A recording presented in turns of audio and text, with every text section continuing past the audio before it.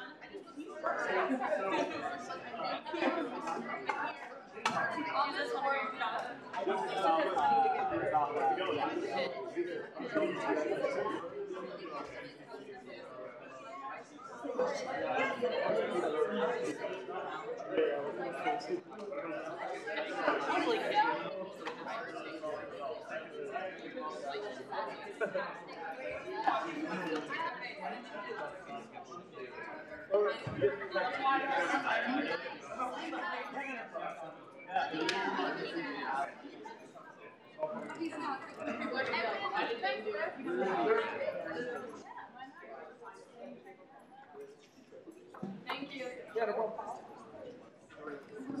That's all I gotta ask.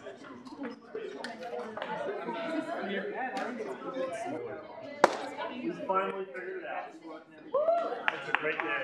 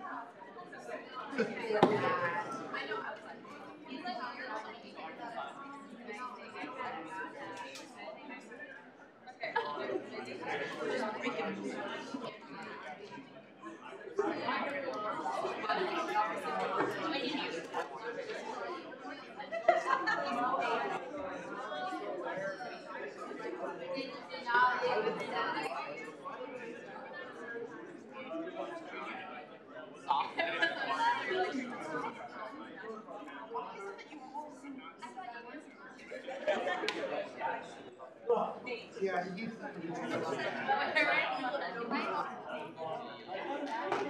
I'm also a song.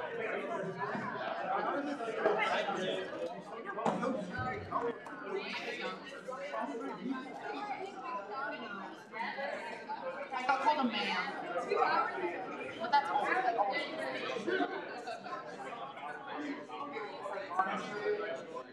Like having right. No, this is the first time, which is the last. Yeah. That's my hope.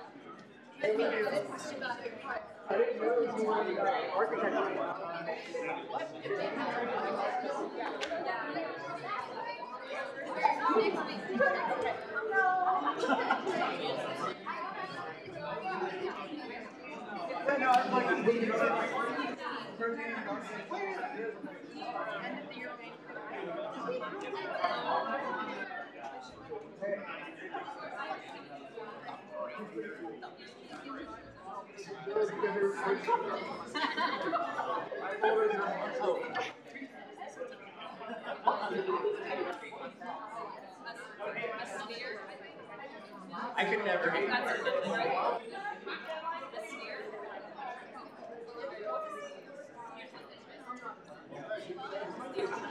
It's a sphere.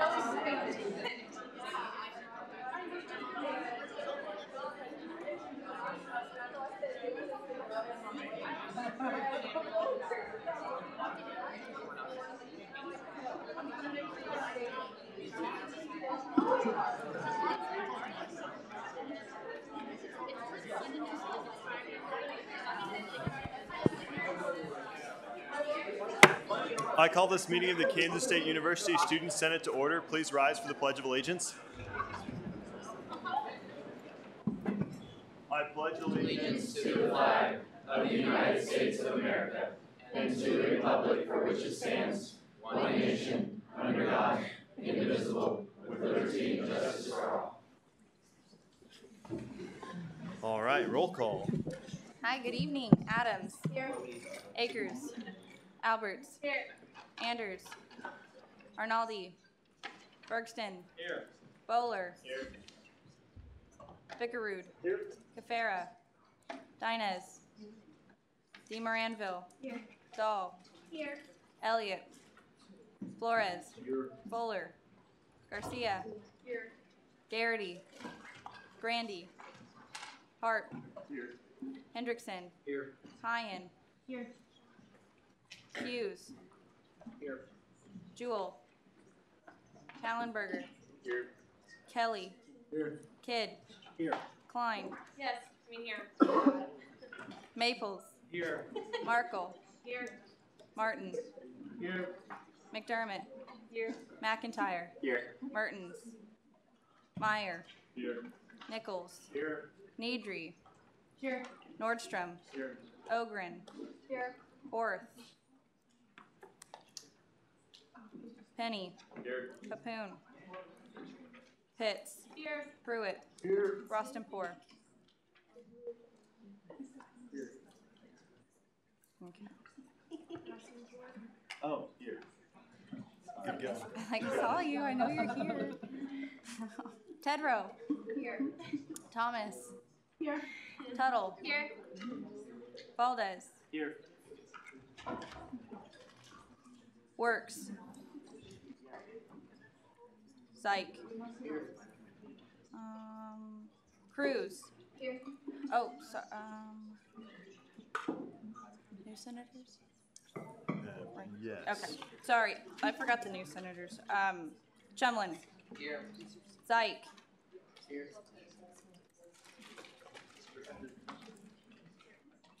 Sorry. You guys are like lightly grade, so you guys, I get whatever.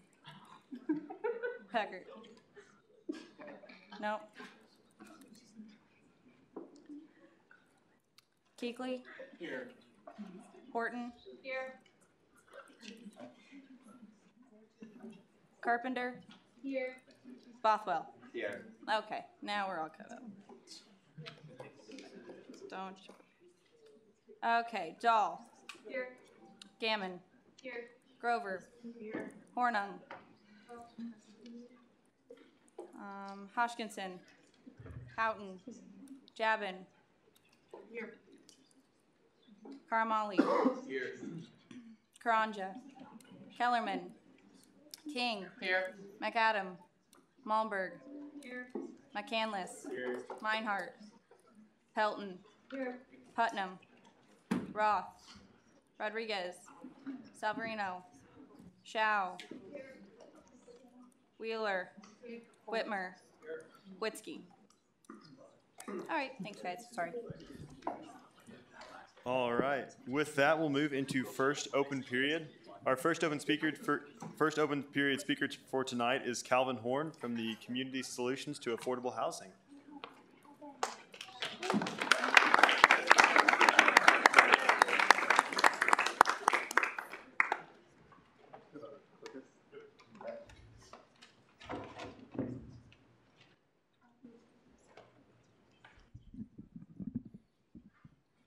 All right, thanks for making time for us to present tonight. My name is Calvin, I'm Brianna. and we are both graduate students here in the Communication Studies Department, and we work out of the Institute for Civic Discourse and Democracy, also known as ICDD, and we're working on a project called Community Solutions to Affordable Housing. So, 3 quick things that we want to go over today. The first is an overview of what affordable housing looks like in Manhattan. You may have experienced the difficulty of finding affordable housing already. Talking about our actual project and what it looks like, and then why we're here talking with you all tonight. So first, talking about what affordable housing looks like in Manhattan. All right, so the American Community Survey shows that the price of rent in Manhattan has dramatically increased from 2010 to 2015. So right now the average is about $902. That's pretty steep, especially when you compare it to the average for the state of Kansas. It's drastically higher than that. And we compare it to all these other cities, it is increasing at a dramatically faster rate than any other city by 22%. Of course, actual price of rental is not the only thing to keep in mind. We also have to keep in mind how that relates to income. So there's a definition that the federal government uses called being cost burdened. If you're cost burdened, that means that you spend at least 30% of your income just on housing. If you're severely cost burdened, as you see at the bottom there, the share of renters with severe cost burdens, that means you spend at least 50% of your income just on housing. So in the Manhattan area, over half of all renters are cost burdened, and over a quarter of all renters are severely cost burdened. Now, thinking specifically for more like student populations, people on lower incomes, if we look at incomes under $15,000, over 80% of those renters are severely cost burdened. So it's a pretty significant problem, especially if you compare it to areas like LA and Boston, which have their own housing issues right now. By this metric, we actually have more of a problem. So the statistics we just presented there were pretty bleak, but we have reason to be hopeful that right now is a really good time to make change and have this conversation. As you can see, renters far outnumber owners in this town of Manhattan, and we have an all-time high in the last 20 years for a 9.2% rental vacancy rate. So this definitely creates a good space for people to be willing to talk about what we can do to help one another. All right, so now into our project. It is titled Community Solutions to Affordable Housing, and while it does specifically point out affordability, we're really talking about everything that stems from that, whether it's quality, safety, accessibility to good housing. And this is funded by the Kansas Health Foundation. We're on a grant for the next 2 years. As mentioned, we run from ICDD, but this is also in conjunction with Healthy Communities Laboratory and the College of Architecture, Planning, and Design. So how have we been tackling these issues with this project? What's been sort of our strategy for the last few months? So part of it is what we're doing right now, talking to a variety of stakeholders about their experiences with housing. So that includes, of course, students, but also military families, homeowners, other renters, landlords, developers, vulnerable populations like people experiencing homelessness, to gather a general idea of what it looks like, what housing issues look like in Manhattan. And in particular, one of the reasons we're here tonight is that student voices and student perspectives often get left out of these discussions. And we're really trying to change that narrative moving forward.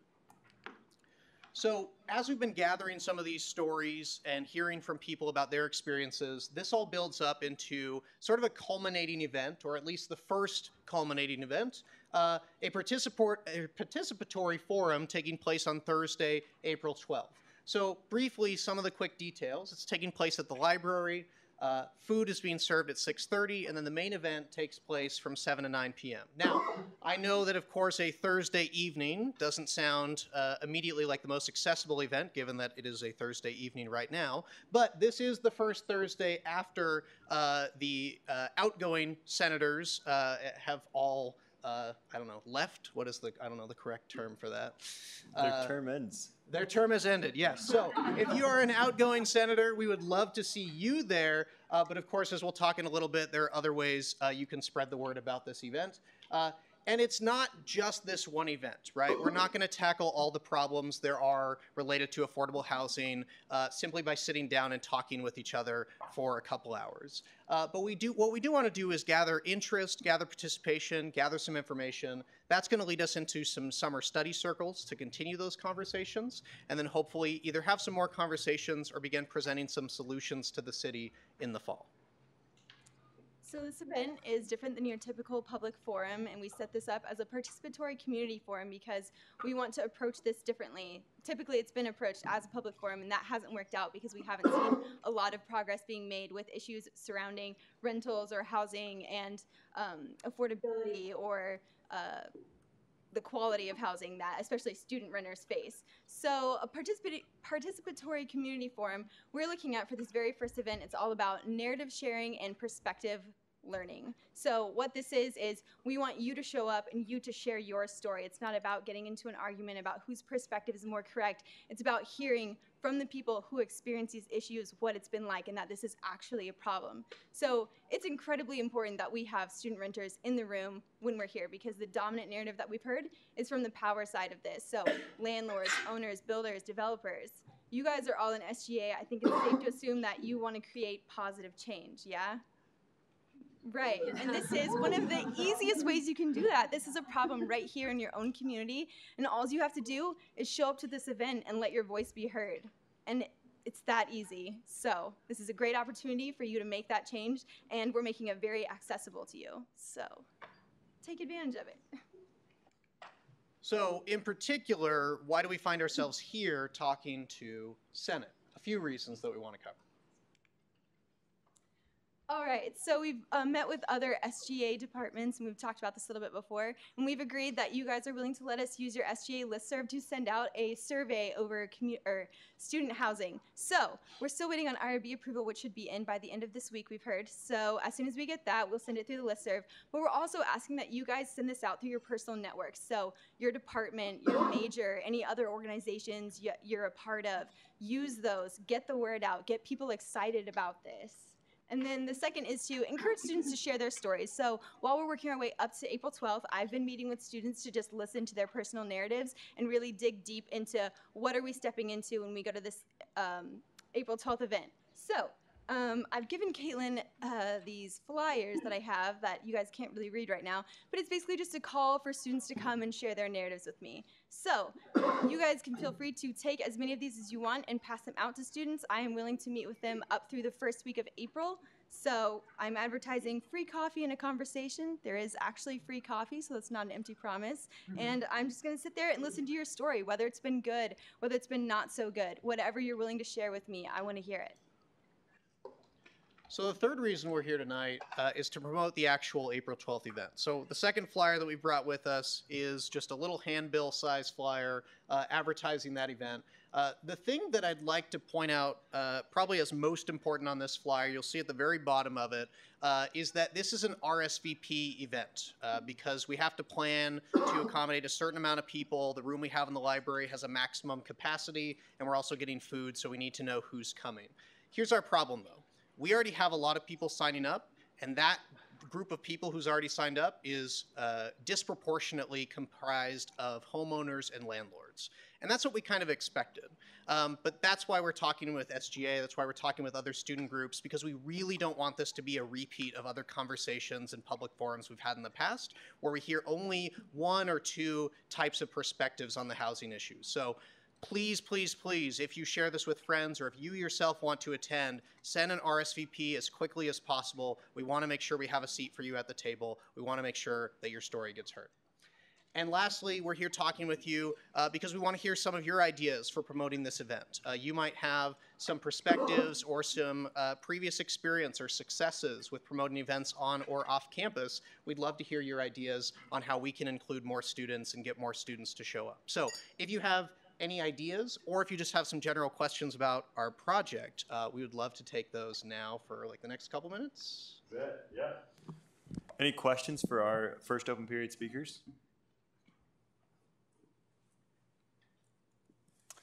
Senator Adams. Maybe? Is that my title? So you had a bunch of statistics about different populations in some even bigger cities and what the state of Kansas looks like. Do you have any statistics about what other towns in Kansas with similar demographics, where student populations are 30 to 40% look like for their own?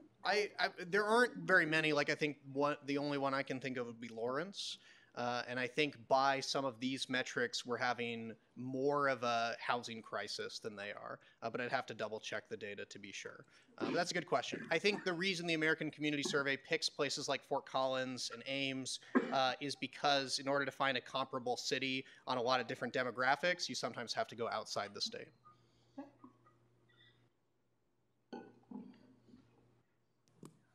Further questions? Please pick up a flyer if you're interested, or you have a friend who you think would be interested or has a really important perspective or story to share. We'd love to see as many students as possible at this event. All right. Thanks for coming tonight.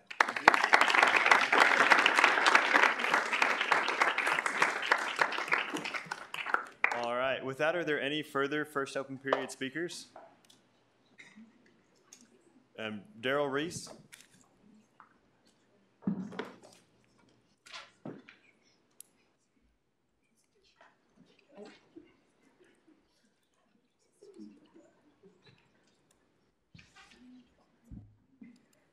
All right. Can everybody hear me? Awesome. My name is Daryl Reese, and I'm the president of the K-State Black Student Union. I'm also one of your K-State student ambassadors, and I'm here to talk about, just to express and kind of show my voice on the proposed bill to change the DPC and move that over into the Office of Diversity under the Intercultural Learning Council. Knowing that this bill has been proposed, I'm just going to blatantly kind of state how a lot of the multicultural students feel, specifically the Black Student Union. Currently, this bill was introduced to me and to multicultural students, specifically the Black Student Union, about 48 hours ago. Your Speaker Pro Temp has went behind the back of a lot of the multicultural students that are on DPC due to the fact of the personal agenda of knowing that DPC should be moved into the Office of Diversity. That does not reflect the views nor the ideals of the multicultural students that are on DPC. I had the privilege of standing in the DPC meeting yesterday, and for the first time, that bill was brought up into DPC for the very first time without knowledge of anybody who was serving on DPC about the bill. So from a multicultural student perspective, I'm also a member of Omega Psi Phi Fraternity Incorporated. I also serve on the National Pan-Atlantic Council just as a multicultural student. And knowing that how much that we as multicultural students depend on this DPC for our multicultural student events, for bringing forth diversity events. As you know, we brought in MLK III and Kareem Abdul-Jabbar, but also many, many small events that do happen because of this DPC fund. Proposing to move the DPC into the Office of Diversity, if you think about it right now, What's being proposed is to move this bill into the Intercultural Learning Council, Intercultural Leadership Council. That's based off of a draft, that's based off of something that has not been in place right now. A lot of stuff has been brought up about restructuring the Office of Diversity, as we know, but also, as we know, we're moving very, very fast in this bill. Nothing is in place in the Office of Diversity right now. So if you decide to move $175,000 over into the Office of Diversity, you're basically moving into nothing as of right now. So, that being said, as of right now, this bill has not been expressed to none of the multicultural student groups that are represented in DPC. And I'm speaking right now just based off of a member of the president of the Black Student Union and a member of Omega Psi Phi Fraternity Incorporated, which also plays into a lot of DPC. We use DPC a lot. And right now, multicultural students feel disrespected. We feel like we've gone, that your speaker pro tem has gone behind the back of a lot of multicultural students because we don't know about this bill. I just found out about this bill 48 hours ago without being spoken to. So my encouragement and my urge is that to allow time for multicultural students to state how they feel about DPC, to state if there's any changes that we as multicultural students feel who are even represented on DPC, to state the change that we see that we as a whole can change with DPC before one person makes a decision for all of us without speaking to none of us. Any questions? Questions for BSU President Darrell Reese? Student Body President Ayers. Hey, thanks for coming. Thanks for sharing your thoughts and opinions. Quick question. Do you think that, I guess, moving forward, totally understand what you're saying about the timing and the presentation and such. Next year, let's say, if the council's created an Office of Diversity, do you think this would be a change that would be supported down the road? I think this would be a change to where all students who are representative and who use DPC need to be a part of. Before any changes be made to DPC, all students need to have their voices heard on what needs to be changed before just supporting one sole bill that's been in place. No, absolutely. Sorry, can I follow up? Yeah. Yep, granted. Absolutely. Yeah, I get that. I was just curious to see if there's any thought, I guess, if down the road that was more solidified, if that'd be a viable option. If it was presented to everyone. Gotcha. You know. No, yeah, thanks. Caucus Leader Valdez. Thanks for coming, Darrell. What are some of the problems, coming from BSU and as a member of DPC that you see in DPC right now? So currently I don't serve in DPC. My vice president, Delshea Roberts, does. She's represented on DPC. So me just speaking just from a multicultural student perspective, just specifically just on this bill, right now my general feeling is that moving something over into the Office of Diversity, there's nothing set in stone yet. You know, the changes that have been proposed and in place, they're not in place yet. They're just proposed changes. We don't have the specific directives in place yet. The council hasn't even been made yet. It's not even comprised of any leaders. So, and right now we feel as if one sole person has made a decision off of all multicultural students without talking to anybody. Follow up. So I guess what I was trying to say is, as a president of BSU, do you think that there's any problems with the way DPC is run, like currently? I personally think that there are some flaws that can be corrected. Just with just hearing that the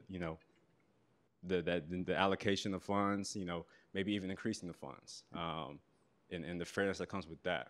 But before we even think about jumping ship just from SGA and moving DPC completely over, let's kind of dive into more just within DPC, what's within what we have right now, to see what we can change and things like that. Because I know we ran out of money within the first 1, 2, 3 quarters, but we also had a reserve. Then we can also discuss why wasn't the reserve tapped into, before we really start changing the whole entire structure behind DPC. Let's kind of, as a whole DPC, and the ones who serve on DPC, take the time to discuss how we can fix DPC before we just jump ship and move it. Thank you.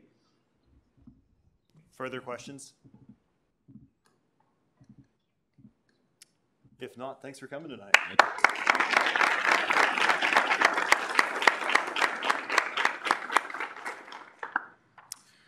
Are there any further first open period speakers?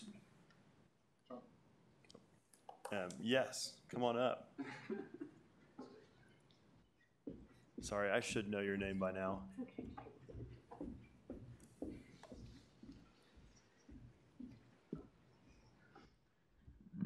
Okay, can you guys hear me? Okay. Good evening. My name is Mariah Diaz. I am the HALO secretary. I also work for the Office of Diversity, and I am the HALO representative for DPC. So I'm also going to be speaking to you guys about moving DPC to the ILC. Yesterday, we had about a 2-hour discussion over this initiative, and as a representative of DPC and 15 other members, we are all against this move. This idea, it is not a bad idea, but it is not the time to do this. We feel as if our Speaker Pro Temp has taken this idea and ran with it and just left us all behind in the dust. So I think this idea does have potential, and in the near future, possibly this could happen, but now is not the time. The ILC does not exist. This would be like taking $175,000 very important dollars that we have and just throwing it into midair. I feel like DPC does have some issues, but nothing that we can't fix within our organization. Also, as an employee of the Office of Diversity on the ILC, it is a very rough draft. We are not sure if this ILC when it will come to be. It could be next December, could be next May, could be as early as next fall. But taking the risk and moving all of our allocations to the Office of Diversity, we don't believe it is worth it. So. Any questions for HALO Secretary Diaz? SGA Treasurer Pushin. In this rough draft of the ILC, are there any other duties besides allocating the DPC funds that would be a part of their duties? Yeah, there is. There's a lot of other duties. Initially, DPC wasn't a part of the ILC's duties. The ILC is going to be more focused on intercultural learning sessions and training and things like that. DPC was never going to be moved over there until Speaker Pro Temp came to Associate Vice President Adrian Rodriguez and presented him with this idea. Director Kuchera. Is there a DPC meeting this next week? I believe there is going to be one on Wednesday. I'm unsure, but I do think so. Follow-up granted. Are you aware of whether or not there will be a vote in committee over whether or not to support or not support the bills? I can probably best take that question. So I had talked to some people earlier about referring it to DPC. However, after talking with our advisor and our Attorney General, it has to be referred specifically to a Student Senate Standing Committee, not an SGA Standing Committee. So the plan as of now is to refer it to exec. Does that make sense? Awesome. Can I ask you a question? Yes, sir. Why? Why can't it not be referred to DPC? Because that's... I'll take that one. Yep. Because it says in the statutes and the bylaws who the standing committees are. There's 7 of them, and DPC is not one of them. And then in the statutes it says all legislation must be referred to a Senate standing committee or ad hoc standing committee. Granted. How is the special committees bill able to be referred to the special committee? Yeah, it shouldn't have been. Wasn't ad hoc? No, ad hocs are allowed. That was what we talked about. Yeah. Because it's an ad hoc standing committee, which is created by legislation for that purpose. It's different. Ad hoc Senate Committee. Right. Yeah. That's what I said, wasn't it? You said standing. Senate, yep. Right. Does that make sense? Yeah, it does. Yes. Thank you. Probably a follow-up for Director Kuchera. Thank you. So if there is a DPC meeting this next week, perhaps there could be some expression of the committee's opinion, maybe in writing. Maybe that could be helpful to any sort of conversation had next week.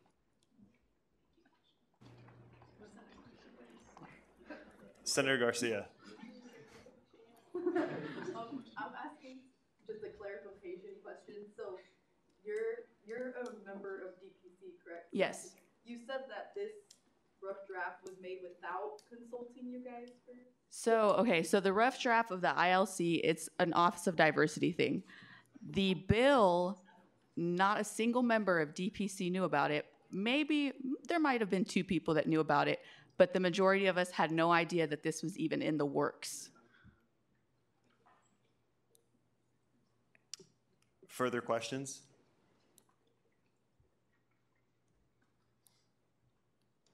If not, thank you for coming tonight.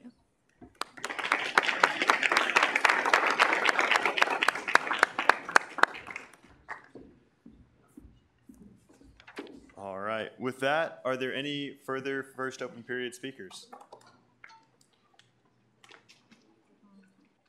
If not, we'll move into approval of the minutes. Is there a motion to approve the minutes? Caucus Leader Valdez. Move we approve the minutes. Second. It is moved and seconded to approve the minutes. If there are no objections, the minutes will be approved as presented. With that, we'll move into announcements.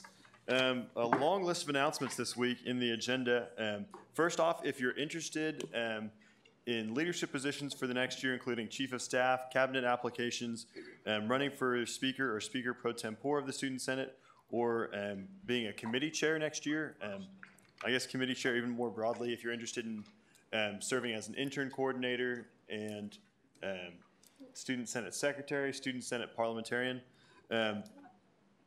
All the legislative executive committee positions are in the committee chair application. But if you're interested in getting more information on any of those positions, there's informational sessions or people to reach out to included in the agenda, and also due dates and times and links to the application included there. Also, our Student Governing Association end of the year banquet is coming up quickly. So just letting you all know, next week at 5:30 p.m., we're going to have our end of the year banquet, kind of a celebration of everything that we've done this year. There will be some brief time for recognition of people who've gone above and beyond, including Senator of the Year, Female SGA Member of the Year, Intern of the Year, and those sorts of awards. So with that, we'll have more details coming out shortly, so keep your eye out on the lookout for those. Also, we've received an email earlier this week from the National Organization of Minority Architecture Students, who are inviting us to their Diversity Week, which is on April 9th through the 13th. And the events are listed there below. A guest lecturer on Monday, a workshop on Wednesday, a discussion on Thursday, and then an ice cream social on Friday. So one quick note about this. This was an event funded by DPC, so it'd be great if we could have a group of SGA members attending that. Also this week, proxies for the meeting: Carpenter for Andres, Bickerud for Akers, and Chumlin for Arnaldi. And interns that are excused, Meinhardt and Rodriguez. With that, our SGA members of the week this week goes to our Travel Allocations Committee. So let's give them a round of applause.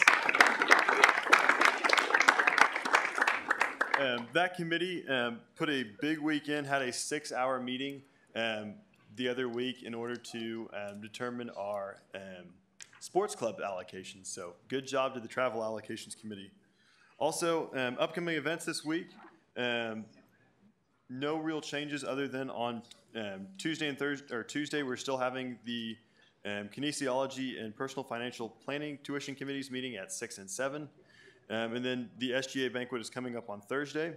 Also, Thursday's our last Senate meeting of the term, so we'll have senior speeches that night. So seniors, if you're graduating, moving on from Senate, you might start thinking about working on a senior speech. Also, that means no committees then, except for tuition and fee strategy, which is looking to be at 6 p.m. In the first Student Senate meeting of the new term. Our quote of the week this week comes from Howard Thurman. Don't ask what the world needs, ask what makes you come alive and go do it. Because what the world needs is people who come alive. So, with that, we'll continue with our agenda to approval of appointments. Is there a motion for Resolution 56? Chair Nordstrom. I move Resolution 56. Second. It is moved and seconded to consider Resolution 56. Will the author please come forward?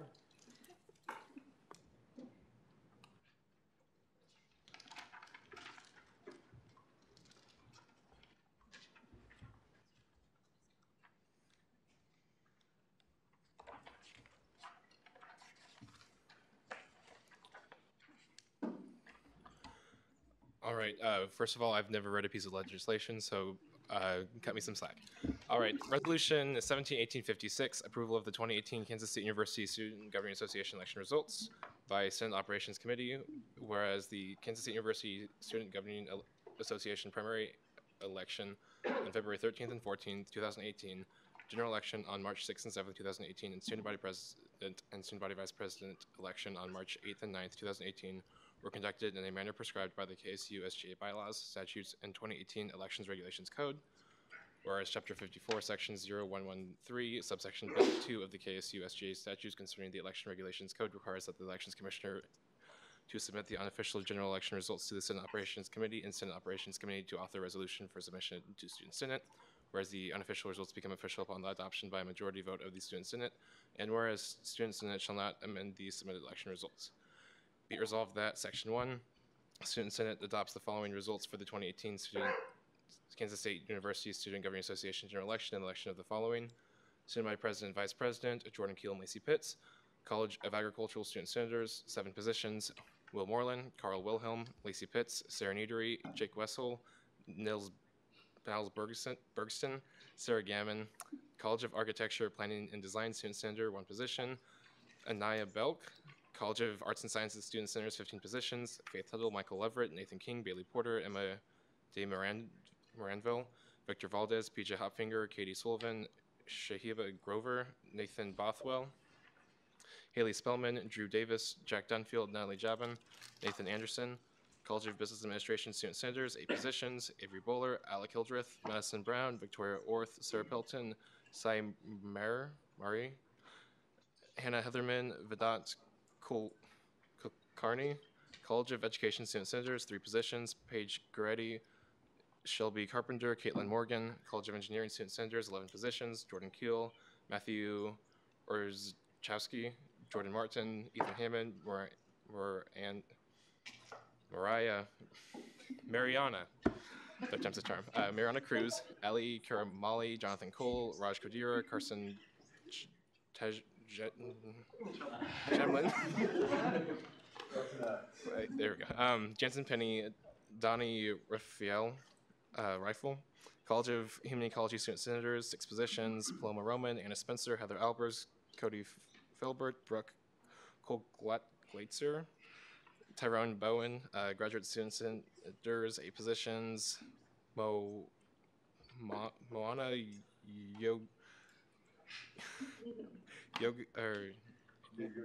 Yogananan, thank you. Marcus Kidd, Marie Armstrong, Samantha Thomas, Russell Harp, Emma Pesiello, Hannah Conrad. Section 2, vacancies in the office shall be filled by a person receiving the next highest number of votes in their respective office. In Section 3, upon passage of the Student Senate, a copy of this resolution shall be sent to the chairs of the Union Governing Board and Student Publications, deans of the 7 Manhattan-based colleges, Vice President for Student Life and Dean of Students, Pat Bosco, Provost and Senior Vice President, April Mason, and the University President, Kirk Schultz.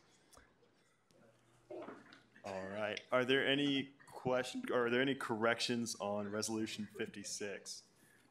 Caucus Leader Valdez. Can we change University President Kirk Schultz to Richard B. Meyer? Yes, that will be corrected.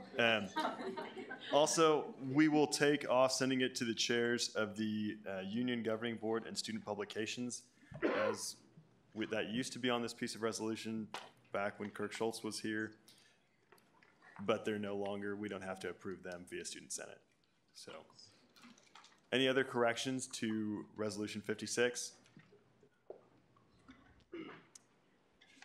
If not, are there any questions on Resolution 56? All right, first right to debate.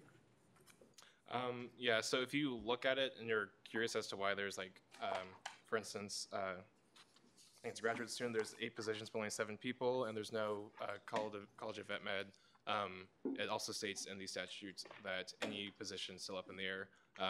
So there's just been a tie for that position, so we can't announce, or we don't prescribe a winner. It's voted upon, or somehow it's stated in the bylaws or statutes of how that's appointed. So that's not going to get passed tonight. Yeah, and this needs to be done, so we have a Senate for 2 weeks. All right. Any questions for Elections Commissioner Sedlacek on his debate? If not, is there any negative debate? Any further debate at all? If not, is there a motion to approve this unanimously? Chair Nordstrom? I move to approve this resolution unanimously. Second. It is moved and seconded to approve Resolution 56 unanimously. If there are no objections, Resolution 56 will be approved unanimously.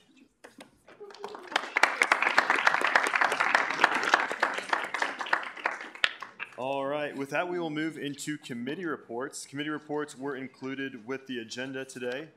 Are there any questions on any of the committee reports included with the agenda? If not, are there any committee chairs that would like to give an additional report? Chair Neadery. Hi, so we're at the very end. You see this really long piece of legislation that says amending something previously adopted. We're doing what we did earlier this year. And I'll explain all of that when we get to that, but just so you know, just some changes had to be made on a bill that we previously voted on. The intent of the bill did not change, but some pretty drastic things have changed. So we'll talk about it when we get there. Any questions for Chair Neadery's report? If not, further committee chairs that would like to give a report? If not, we'll move to directors' reports. Are there directors that would like to give a report? Or, sorry, there are directors' reports included in the agenda. Are there any questions on the director's reports included in the agenda? If not, further director's reports, Speaker Pro Tempore Mignani.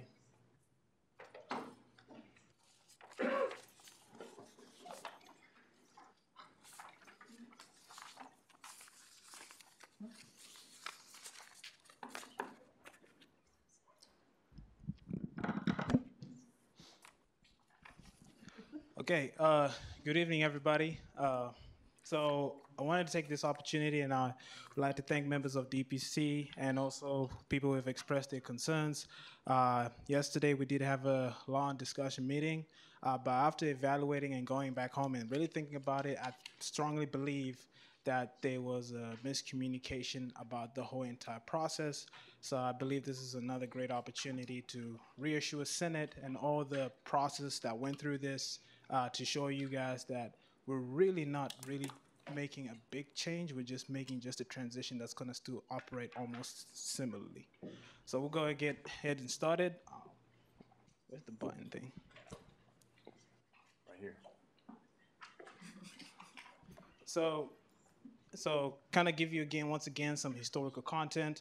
So DPC was founded by two multicultural students who believed that on the some of the privilege fee money should be given to actually host some diversity events. And then it started off as $100,000 and then all the way to the current budget that DPC receives, which is $175,000. And then obviously the definition and the purpose is the exact definition you would find on the application, and that's in the bylaws and the statutes. And as you can see, the prime purpose is to dissuade prejudice and discrimination based on all those classifications that you guys see up on the board and you would see on an application or the statutes or bylaws. And we currently use a 4-quarter system in the fiscal year to determine the deadlines and the applications and everything. And also from the privilege fee, obviously privilege fee has this huge bank of money that they collect to be able to allocate. And then the DPC funding comes from the student activity fee department budget that equates to the $175,000. Next slide, it just talks about the makeup of the committee. So here are some of the concerns that I've seen, and I'm sure there are plenty more that are out there that people have expressed, but just for a few that I thought would be good to share. Obviously, like the fairness in the allocation and the disbursements of the funds in the future, timely information that will be circulated for student organizations in the event of changes, the 4-quarter system application process that we use for the 4 quarters, people find it very confusing. The efficiency of the fund. So that's more like, we've witnessed a lot of more prejudice and discrimination events take place that, you ask yourself, are we really using this money very efficiently?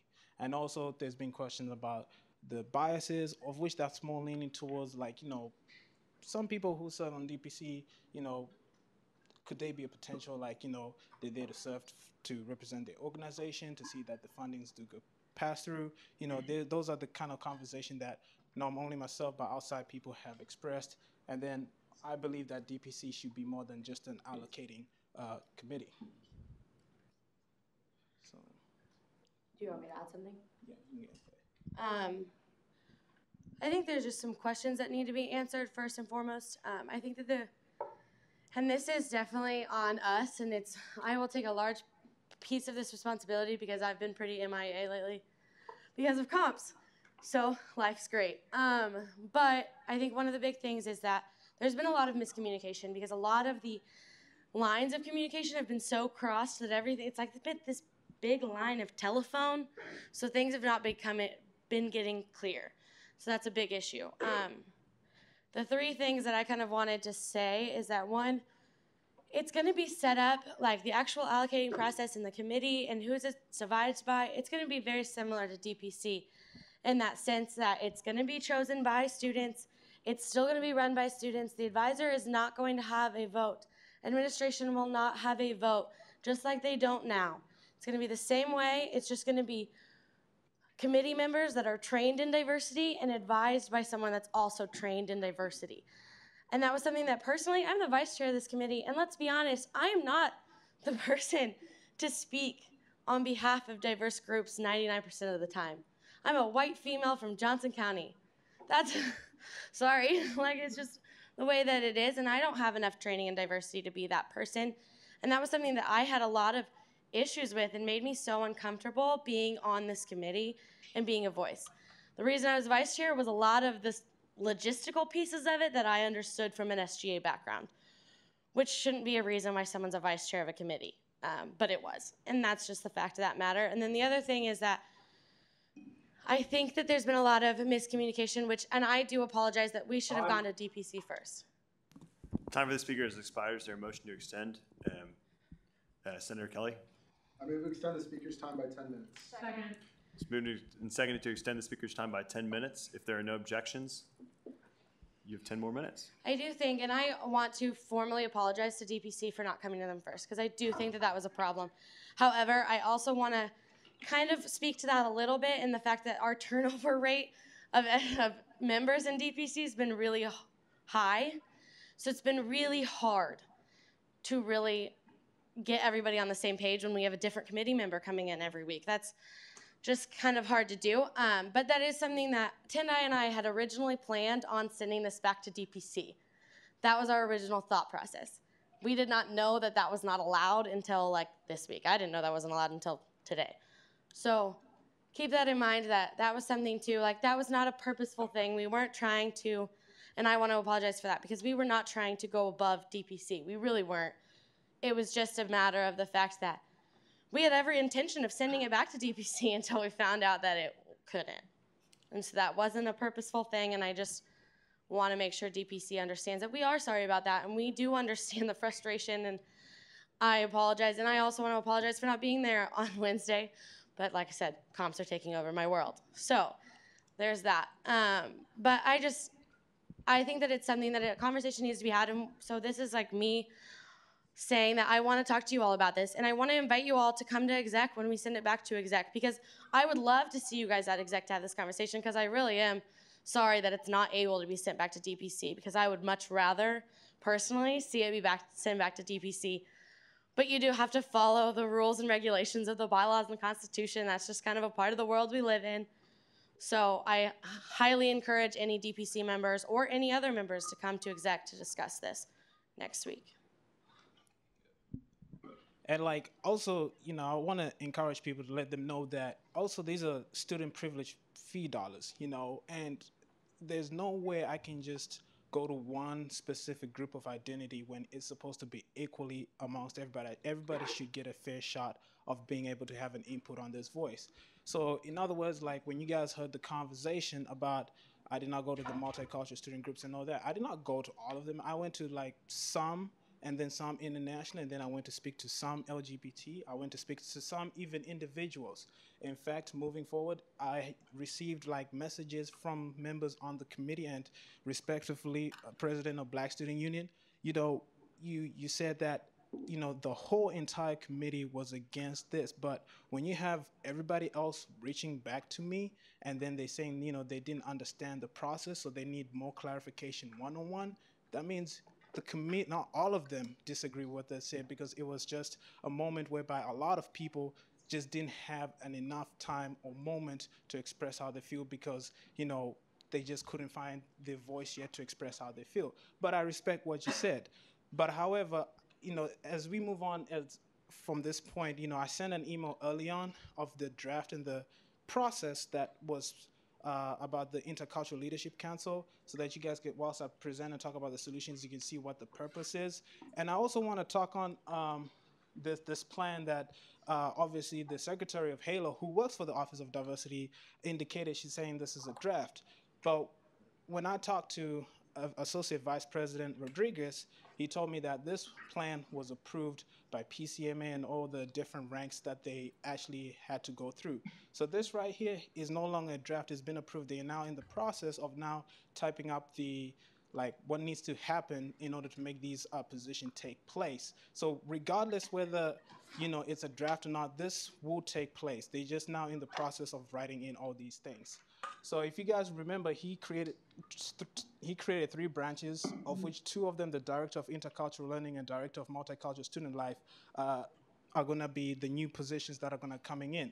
And one of the things that drew attention was the Intercultural Student Leadership Council, of which I sent an email indicating what that's going to be doing and what kind of roles they'll be entailing. I also want to indicate that, I had the opportunity to start off the conversation with Kylie about this change. We went to talk to our advisor, Harlan. We even brought CSI and staff together. There was one time when the SGA leadership met in the morning, even though some could not be there all the time, to discuss about this move and change. And then that's when we started inviting some other folks into the conversation to see how they personally feel and think about this move, transitioning it to the Office of Diversity. So the main idea was we just transitioned to the Office of Diversity under the Director of Multicultural Student Life. It'll be overseen by Intercultural Leadership Council.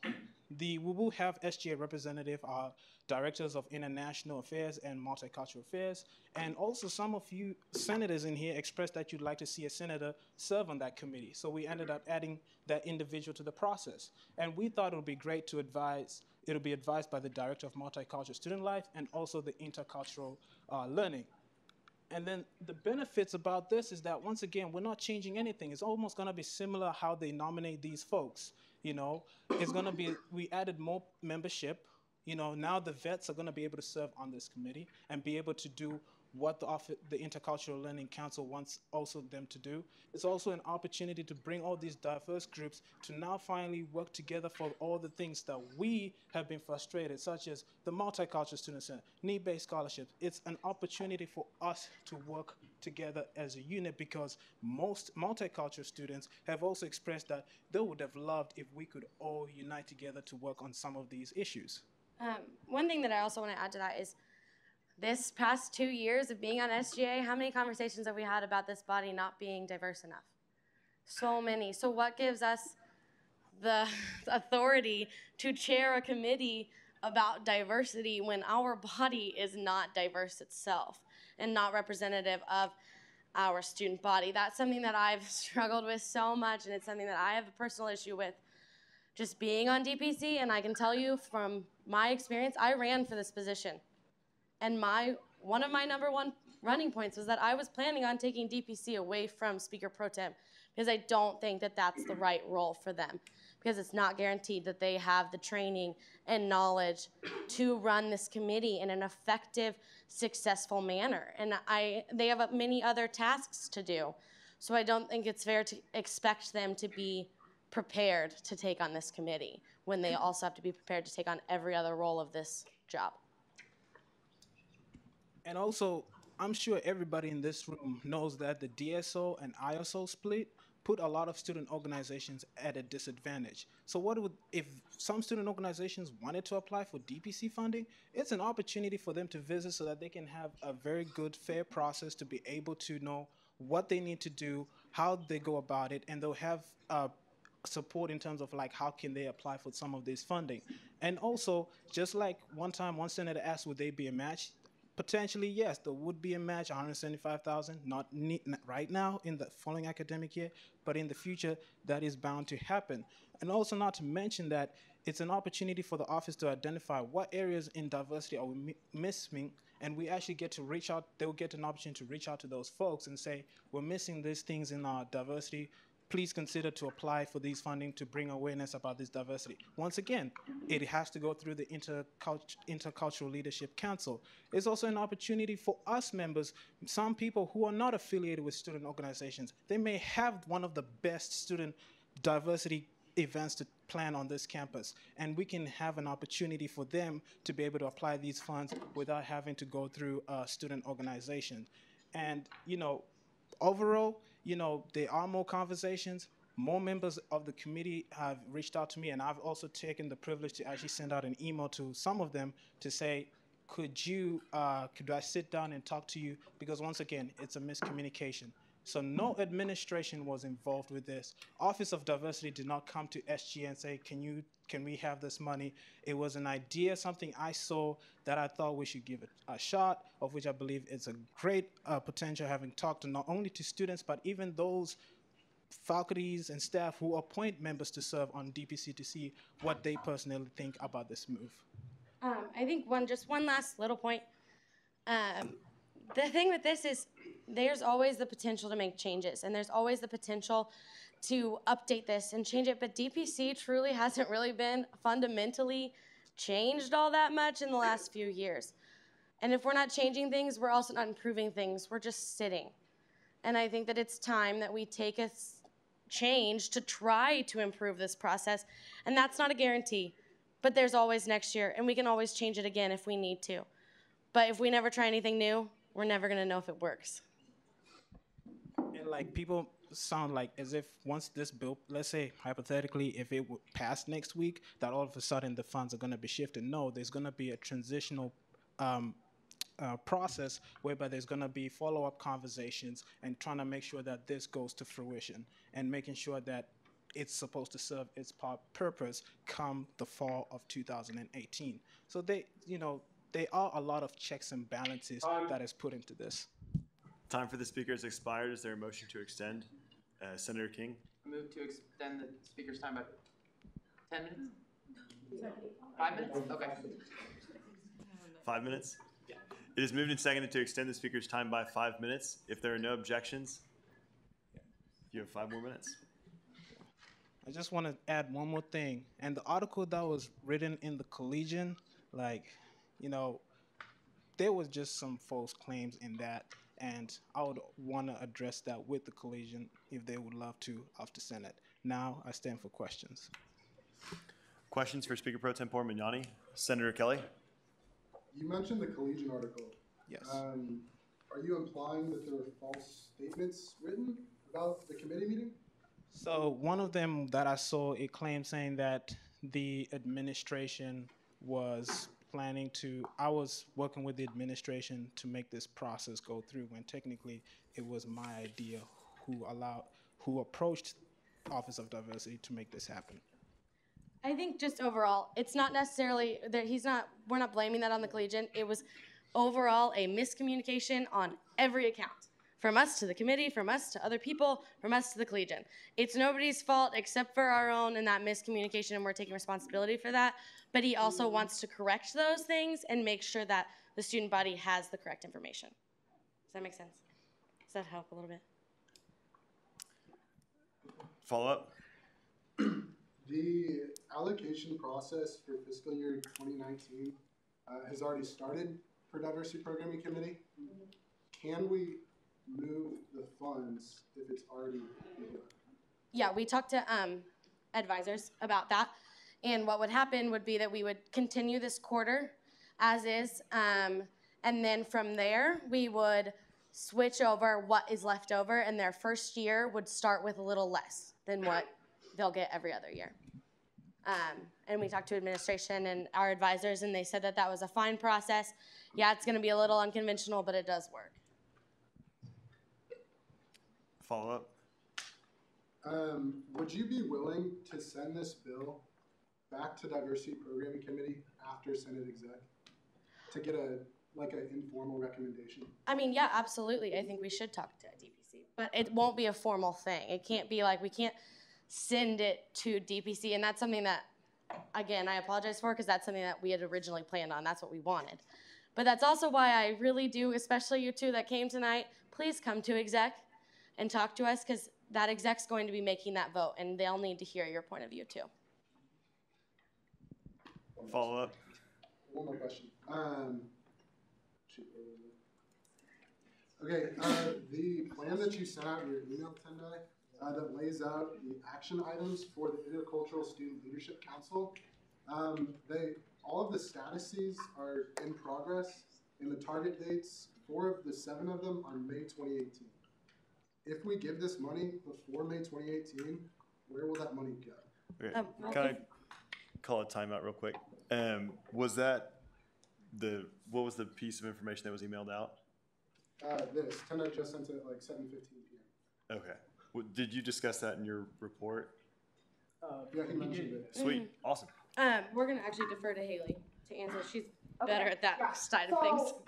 Something that they can do, I'm chatting over here, but something that they can do is have if it's passed or whatnot next week, something that they can do to help deal with all the stuff that's currently in progress is not have it take place until the end of fiscal year 19. That would have to be, I think, amended or written in. I'm not sure how you do that part, but you can write it so it doesn't begin until fiscal year 19. Director Kuchera?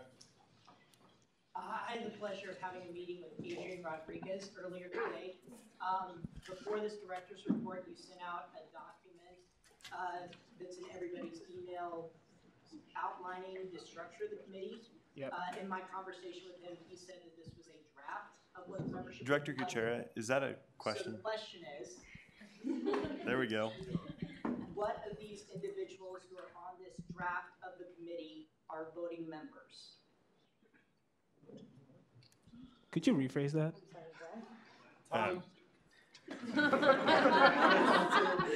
Time for questions now expires. Is there a motion to extend? Senator Bothwell? I move we extend the speaker's time for questions by 5 minutes.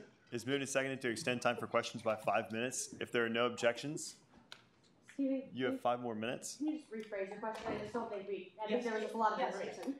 So the list of committee members, which Adrian Rodriguez said was a draft when I met with him earlier today, which of these individuals are voting members on the committee? So the SGA liaison will be an ex officio, which means it will remain, there'll be 17 members left for voting. However, within that council, somebody will nominate themselves or somebody will get nominated to be the chair, which therefore whoever becomes chair, their voting rights is stripped so that in case for a tie of a vote, they can be able to split the vote. There's 16 voting members, in other words. Follow up. Why was it decided to pursue a legislative solution this term instead of allowing for time to come up with the best collaborative solution working with multicultural student organizations? I think, when you look at the definition of diversity, it means everybody. So yes, multicultural students, they will be involved, but we have to consider the other diverse groups as well.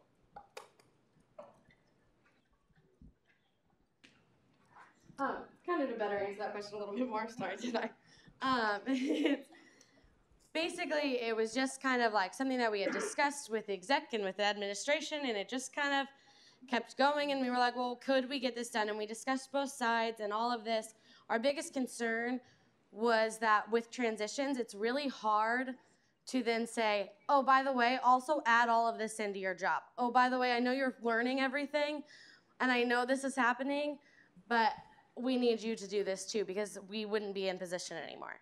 So it really is just to kind of make it a little bit easier for transitions, but there isn't really a strong rhyme or reason. And we are willing to consider to wait if that's really, really what people want to do.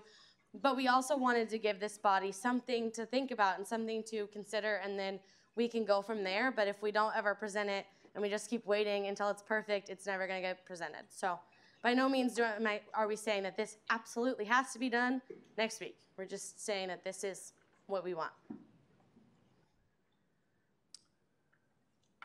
Senator Garcia, would you refer your speaking rights to BSU President Can't he speak Reese? because he's the president of a student body?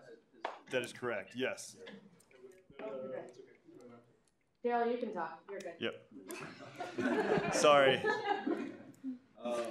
So knowing that there's been miscommunications, knowing that this hasn't been discussed with the DPC committee, why do you believe that you should still go forward with this if you're not fighting?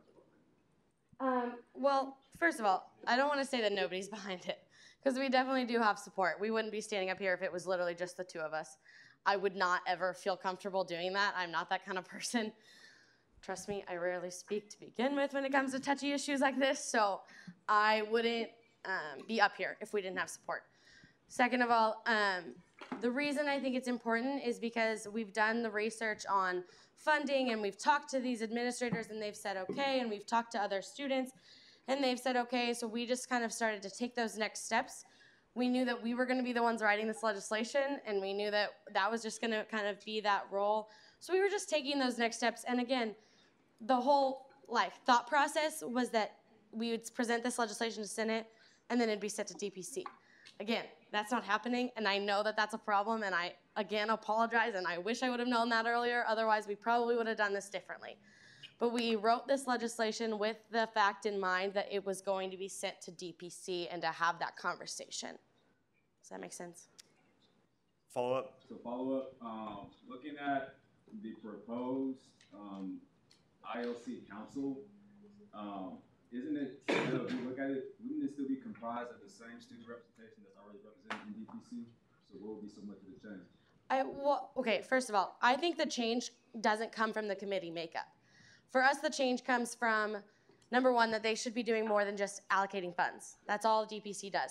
Number two, the chairman should not be just an SGA member that gets elected by this body randomly and placed in. And number three, we would love to see an advisor who is 100% trained, like this is what they do, rather than an advisor from CSI, which don't get me wrong, I love CSI, I'm always there, but I do think it'd be great to have a non-CSI advisor. And also, if we take this out of DPC and out of an SGA committee, they can have a little bit more flexibility than we can. So silly things like we can't fund costumes, we can't fund food, those little bitty rules that go into this, they wouldn't have those rules. That really, like $500 for costumes was a big thing on like 3 of the events that we had to take off. That's pretty silly and unnecessary, and they wouldn't have to follow those allocation rules because they'd get to decide on the event and fund the entire event rather than just pieces of the event. Time. Time for questions is expired. Is there a motion to extend? Intern King. I move to extend the speaker's time by 5 minutes. Second. It's moved and seconded to extend the speaker's time by 5 minutes for questions. If there are no objections. Does that kind of clear up that question though, Daryl? I'm sorry, I kind of talked in circles. Okay, I apologize. Please let me know if you need clarification because I do talk in circles a lot.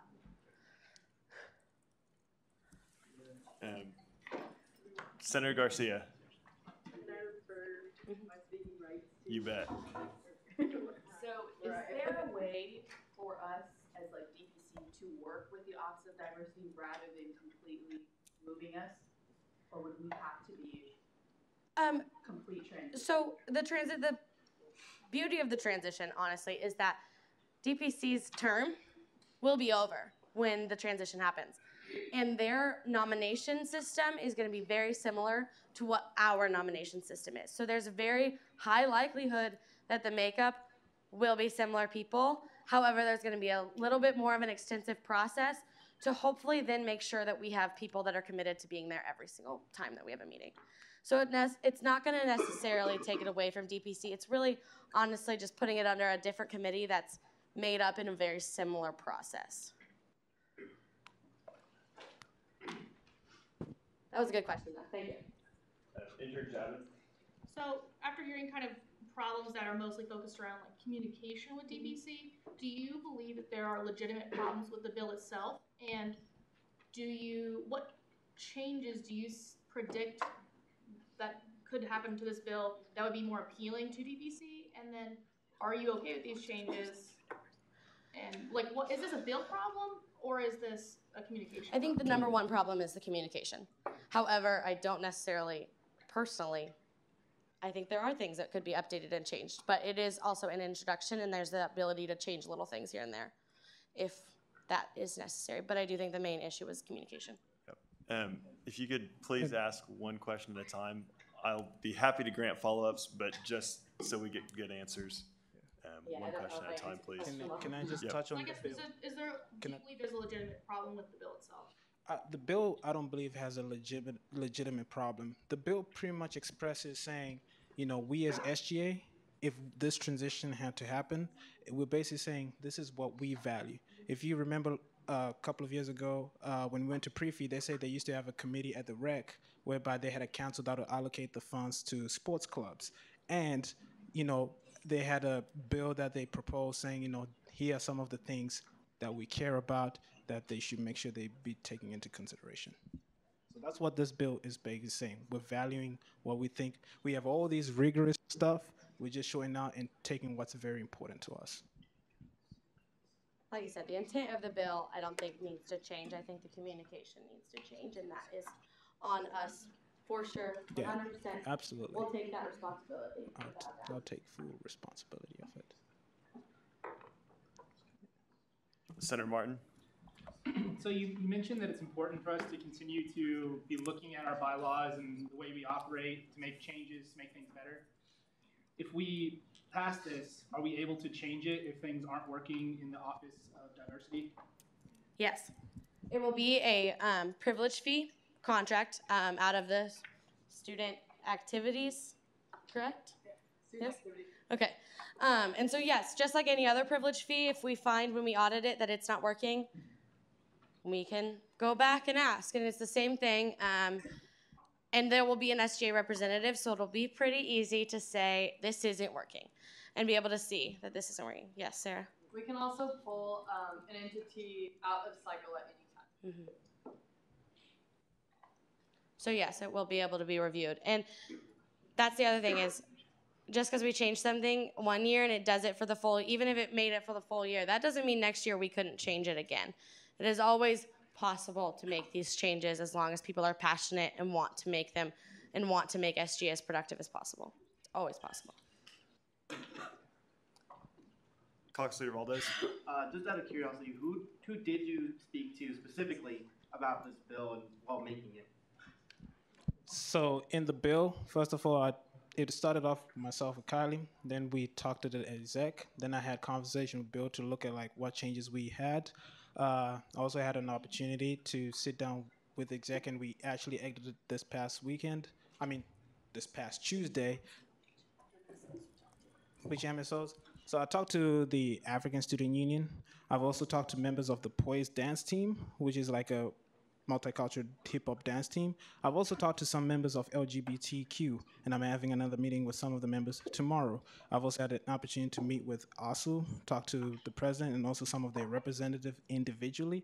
I've also talked to some of the international students as well, representatives not like as a whole, as a group, but not only beyond that, I even went ahead to just talk to outside people like, you know, different race of students just to say, look at this bill, and I told them about what DPC it is so that I can just get a more broad, diverse view on perspectives of what people personally think about this process. Time for questions has expired. Is there a motion to extend? Chair Beckerud? I move to extend time by 2 minutes. Second. It is moved and seconded to extend time by 2 minutes. If there are no objections, 2 more minutes.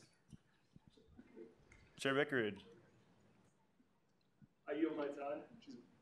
Great. Is there a reason you chose not to talk to Halo or BSU or NASA? I think it's just because I'm just thinking to like demographics and numbers, and Hispanics are like the largest, not international, but. I'm gonna stop you right there, right at the end of your question. Time for debate will be next week.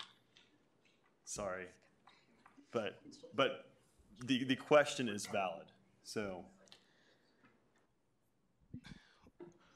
once again, I did talk to some. I didn't know that they belong to Halo. Doesn't mean like simply because you're Hispanic that you belong to Halo. So I just talked to like different diverse groups of individuals. Chair Bickerud. When you met with Adrian, did Adrian ask any questions about the support for this bill coming from different groups on DPC? Go ahead and rephrase it one more time, please. When you met with Adrian, Yep. and you presented the idea of moving DPC over to the Office of Diversity, did Adrian ask any questions about the support this move has with the organizations and those that are on DPC? Adrian's response was, you know, he said we can fit it into our model, but as long as students support this idea, that's what matters. Basically, his answer was that when we present this and it gets passed, then he will take it on with ILC, but he is being fairly hands-off. He didn't want his voice to come into that, and so basically what his process was that if it was voted favorably in Senate, then that would become a part of it. Did you make any insinuations or any statements that said this had support from different student organizations and the DPC committee? No. Time.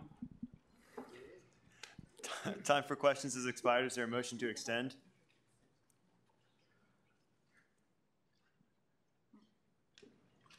Just like a quick little and ask questions to us later too. We'll be around. Sweet. All right. Thank you for your report tonight. Once again, thank you guys, and I'm more than happy to stay behind after Senate or come and see me during Senate, and we can talk about it.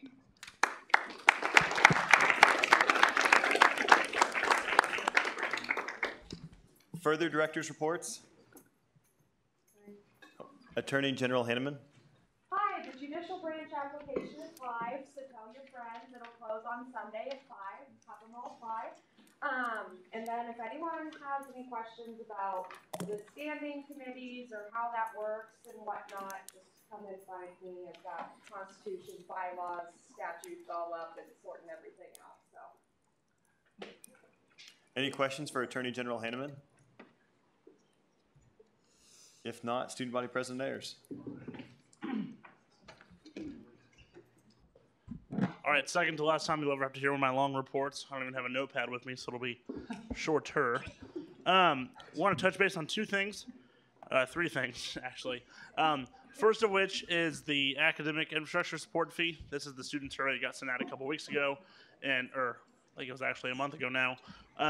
Closed in February. We have gotten some good data back from those results, and we are working with facilities now and with technology or ITS with technology to figure out a good way that we can work within some of the projects that they've established, and to see what things that we're bringing up through our survey that isn't on their radar, and that we can be pushing that independently. That's what's going on there. Speaker Pushin mentioned a couple things about tuition and fees. We are rolling along. Should be wrapping up. I think we'll probably wrap up our the college tuition committees for human ecology here this next week, which means the rest of the semester will be spent on tuition, which will be really exciting. And then as well, looking at some things next year. We've survived, at least thus far, with this new process, and I think that there's some things that we can do to make it better. I don't want to get too into the specifics now because I'm not entirely sure what those things are, but ways that we can make that process better, and then solidifying our review process, which I think provides a really, really incredible opportunity for us to be better managers of student fee dollars, even though they're in the college and not under the direct control by SGA. So we'll be more on that here as we come. Maybe I might have to come back to a Senate and do another presentation. I don't know. We'll see if I'm invited by Ms. Keel. She says no. Okay. Last thing is there's a couple articles that went out about this. So if you've read those, I'm kind of aware of it. If you've heard me yelling from my office, this is what it's about. The state Supreme Court denied the Student Advisory Committee's motion to file an amicus brief. This is what I've been talking about all year. That's frustrating, I guess, on that end of things.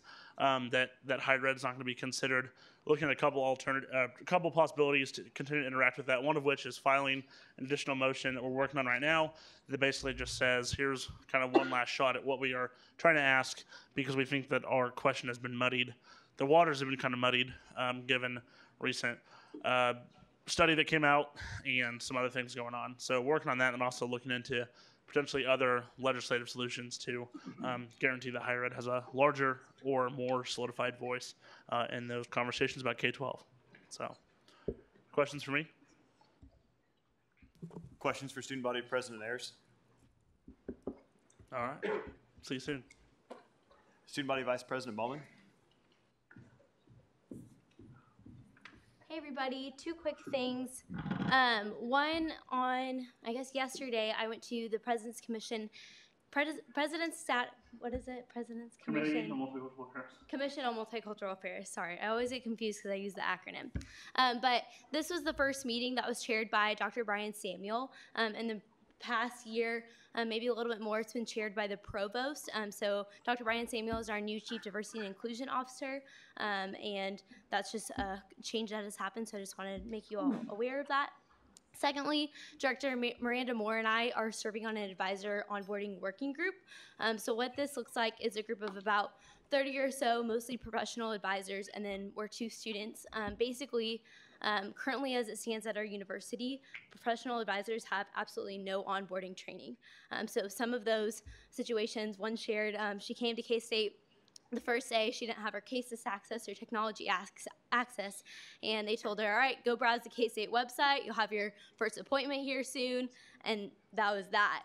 And for us, definitely Jack and I, we're really passionate about the advising experience at K-State and have looked at a lot of different ways to improve that, and this is definitely something that we believe is a great initiative to get behind and work towards. So what we're doing currently is, like I said, there's about 30 of us. We're splitting it up into 5 different subgroups of that large group, and we're working to create a Canvas onboarding training module for all incoming advisors, regardless of college.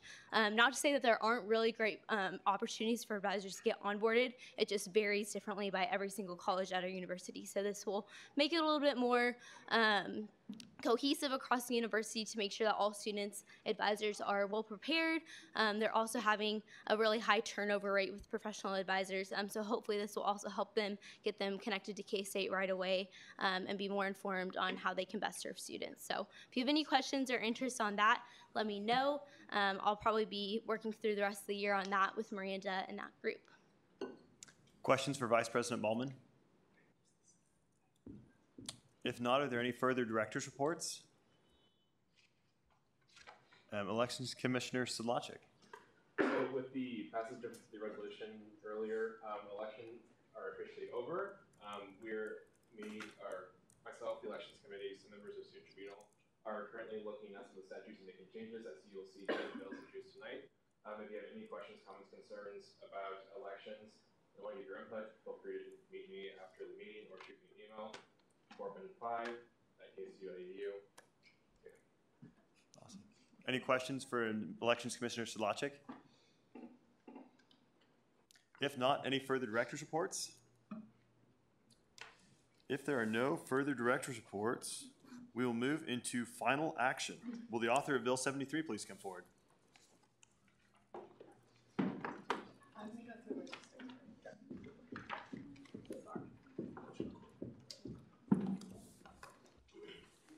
No changes have been made. Awesome. First right to debate. So I need to give you a little timeline history, what's gone on with this bill. So we introduced this bill a few weeks ago. It had passed out of committee for a 5% increase for counseling services year over year for the next 3 years. And then we got back to committee and realized we weren't going to be able to pass it out favorably. And realized 3 key players that were supporting this bill weren't at the meeting that week. So we had an emergency meeting the Thursday before spring break to make a final decision on this out of committee, and it passed out of committee 8-3-0, so favorably. And then I'm gonna, I just wanted to explain that timeline, and then we have some people that are gonna debate this bill for you guys so you can kind of understand what we talked about in committee. I'll stand for questions. Great. Questions for Chair Needry? Senator Tuttle. Can you speak to why 3 people voted against this? Yeah, so overall, it was the opinion of the committee. We kind of did a gauge that an increase was necessary for counseling services. They definitely need help. Those 3 members of the committee thought that 5% year over year was too much. They wanted an increase, just less of an increase. Further questions?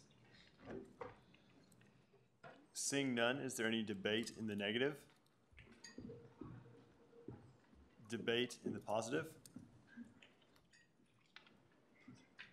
Any further debate? Question for the chair. If there's debate in the positive, would there need to be a debate in the negative? I believe it's just the opportunity for debate in the negative. I'll take a debate in the positive when you get a chance. You bet. Chair Bickard, come on up.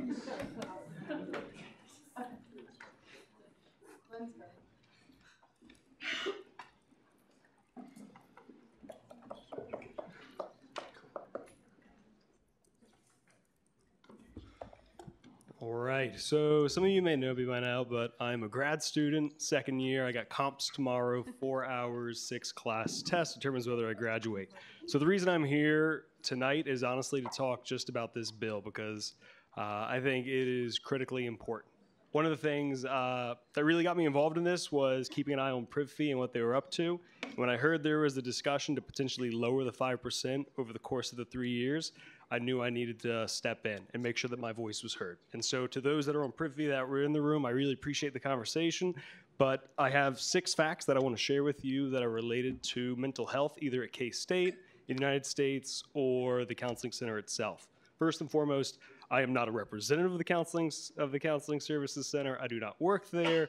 I am an advocate for mental health, and I think it's one of the greatest challenges we face on a college campus across the United States. So first and foremost, the CDC in 2015 from ages 10 to 24 identified the number 2 cause of death as suicide.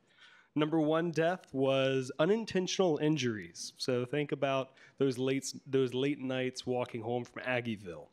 Number 2, a Chronicle article, Chronicle of Higher Education being the leading newspaper, leading publication for higher ed when it comes to student affairs and faculty, wrote an article in 2004 from a leading researcher on mental health in higher ed, Harvard professor, and he actually cited a study at K-State that ran from 1988 to 2001. So if you think about the length of time and also when that ended, was right before some serious and significant, and in terms of mental health, negative changes. So some of the numbers he reported were for depression. Students' depression numbers had increased from 21% of campus to 41% of campus. For suicide, it had gone from 5% with suicidal ideation to 9%. For sexual assault survivors or those who were looking for counseling support post-sexual assault, it had gone from 1% to 3.4%. And this is before sexual assault and sexual violence had really come into the limelight. That didn't happen on college campuses until 2011. So even those numbers well prior, back in 2001, significant. And for any students who were coming to K-State who had self-disclosed they were on any sort of medications that were related to mental health rose from 9% to 22%. So the fact that we have this significant amount of data that talks about K-State's history of mental health and the challenges that it's faced is huge. Number 3, I am mental health first aid certified. This is something I totally forgot to mention in the conversation at Privy, but one of the things we talked about when I became certified is the age window in which individuals have manifestation of major mental illness is the window of 18 to 24 years old. So you can go through high school, and only in that time window will major disorders, major concerns come forward. Think schizophrenia, bipolar, major manic depressant. Those are the sort of things that really manifest and appear in that age of time, and that's proven through research. Number 4, this is some research I got to pull over actually a couple weeks ago. I used my privilege of working in housing and dining, and I worked with student life, and I got the number of mental health cases created on Kansas State University's campus from January 1 to March 14th. Every case that a professor, a faculty member, a staff member, a student, any sort of concern that someone raised to student life or anyone who is in a reporting capacity to create a report. A case doesn't signify the number of people, it just signifies one experience. There could be multiple experiences under one case. The number is stark. 957 cases were made And you have to recognize that's January 1 to March 14th. We didn't get back until the 17th or 18th, so think of that as 2 months. Time for the speaker has expired. Is there a motion to extend, Senator Bothwell? I move that we extend the speaker's time by 10 minutes. Second. Moved and seconded to extend the speaker's time by 10 minutes. If there are no objections, you have 10 more minutes. Appreciate that. So the fifth point I have is that the cost of private counseling is incredibly high.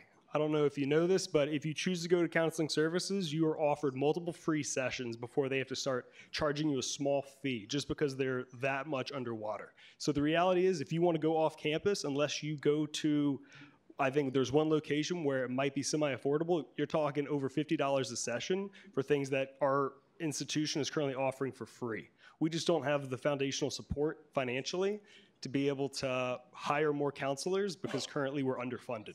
And I say we as a university, not as the office, because I support mental health and I support the office. So number 6, the wait list would hit 90 on November 3rd. And I think that's huge to recognize because when you talk about stigma in mental health and you talk about stigma in counseling services, people will choose not to go to counseling services when they hear that there's a wait list. So to hear the wait list hits 90 is just one of a million other reasons why someone would choose to rather handle it themselves than actually go seek help. Counseling services is not designed to prevent suicide. Suicide is an individual choice. Counseling services is a preventative measure to connect with people where they're at and support them through that and be able to bring them into a place where their conditions don't worsen and they can equip themselves with the resources they need to be successful here at K-State. When we talk about costs and we talk about cost of higher ed, do you know what's more expensive than graduating with debt? Leaving your junior year because you have mental health concerns and couldn't return to graduate and you still have the debt, but no degree. And I think that's something that counseling services really looks to provide. So with that, I would like to share 1 or 2 stories. I'll tell you my K-State experience when I first got here. I'm from Greensboro, North Carolina. North Carolinians, that's what I thought. Hey, I did get one hand from Tendai. So that's right. My first day at K-State was training on July 5th, right after the 4th.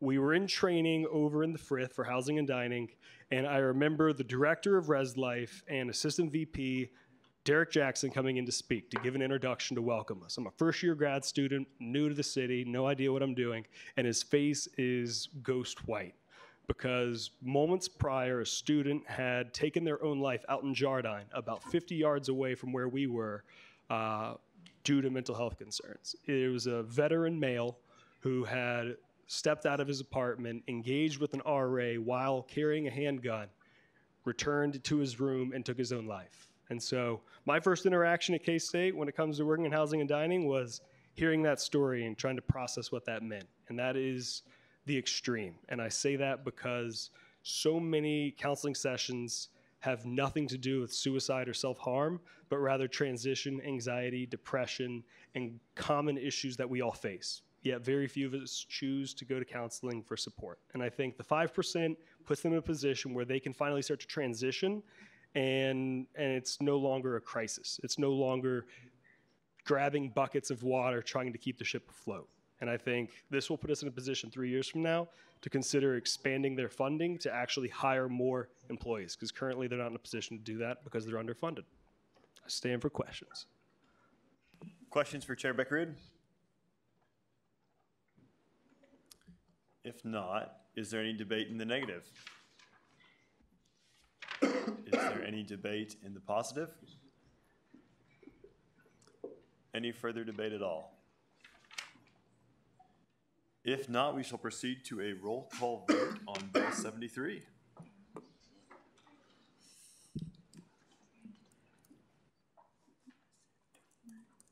All right, Adams? Yes. Akers? Yes, by proxy. Alberts? Yes. Anders? Yes, by proxy. Arnaldi? Yes, by proxy. Bergston? Yes. Bowler? Bothwell? Yes. Bickerud? Yes. Cafera? Carpenter? Yes. Dinez? DeMoranville? Yes. Dahl? Elliott? Flores? Yes. Fuller? Garcia? Yes. Garrity? Yes. Grandy? Harp? Yes. Hendrickson? Yes. Hyen? Yes. Horton, Yes. Hughes, Yes. Jewel, Keekly, Yes. Kallenberger, Yes. Kelly, Yes. Kidd, Yes. Klein, Yes. Maples, Yes. Markle, Yes. Martin, Yes. McDermott, McIntyre, Yes. Mertens, Meyer, Yes. Nichols, Nedry, Yes. Nordstrom, Yes. Ogren, Yes. Orth, Peckert, Penny, Yes. Papoon, Pitts, Yes. Pruitt, Yes. Rostenpour, Yes. Tedrow, Yes. Chumlin, Yes. Thomas, Yes. Tuttle, Yes. Valdez, Yes. Works, Zyke, Yes. Zwick. All right, 40 to 0 to 0. All right. Will the author of Bill 77 please come forward?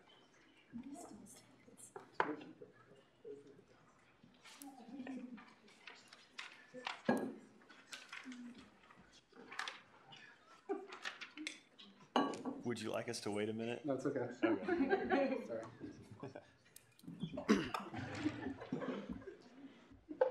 Have there been any corrections or any changes made? Yes. Okay, sorry. So I'll go through them kind of in depth, just so we can all understand what's kind of transpired since last Senate meeting. First, in lines 87 through 91, it talks about distributing the applications of Phase 1 interns. So essentially, there will be an application and selection process between Phase 1 and Phase 2. And that the selection panel is the same as it was for years previous. So that's not changing at all from what we are now. In addition to that, there's 3 total courses. After the first course, there's a max of 35 interns, just like we have this year. I was talking to Bill a little bit because in the bylaws in years prior, there's been a minimum. That was a question that Senator Dahl raised, so I appreciate that. There's been a minimum, and I asked Bill what would happen if we didn't meet that minimum. So we're just going to take that one out of the bill. All right, we're going to take it out of the bill. Is there anything I'm missing? Also, I think lines 324 to 328 are a pretty significant change as well. It defines what Phase 2 intern selection looks like. I'll read that to you all. Phase 2 intern selection shall be based on intern attendance and performance during Phase 1, as well as a demonstrated passion to advocate for KSU students and a desire to play an active role in KSU SGA exemplified in the Phase 2 application.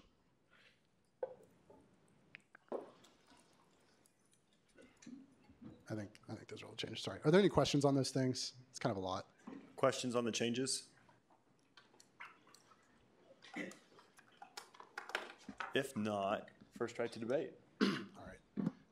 So I think that these changes bring a lot of comments and concerns that were voiced in last Thursday's Senate meeting to the table. I think that we're really accomplishing 2 things here. And I want to give a special shout out to the interims, or I guess the new senators. Specifically, I know Nathan Bothwell did an amazing job, and he met with me a couple times, so thank you for that, Nathan. So essentially what this would do is it would still provide open and free access to all students who want that education in that 5-week course. That Phase 1 is still open to all students. But that Phase 2 is now what is being capped.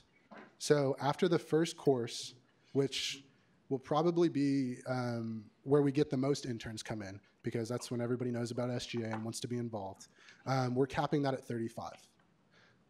The next 7 weeks, the dust will settle in the intern program, which will allow for those intern coordinators to be able to really assess the capacity. Someone say something? No. Okay, sorry. So we'll really be able to assess the capacity that not only Wildcat Chambers has, but also of SGA Mentors and the branch rotation.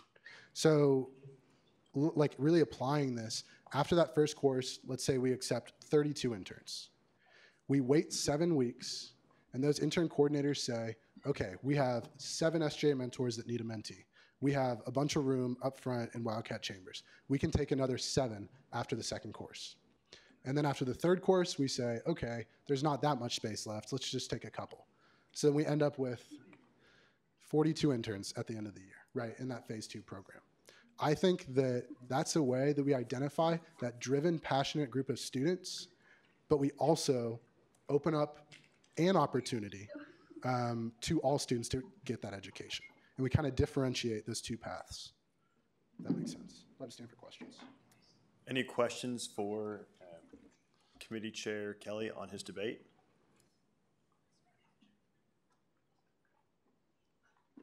If not, is there any debate in the negative? Is there any debate in the positive? Do you want debate again? Well, I want to defer my speaking rights to Vedant Kulkarni. You bet.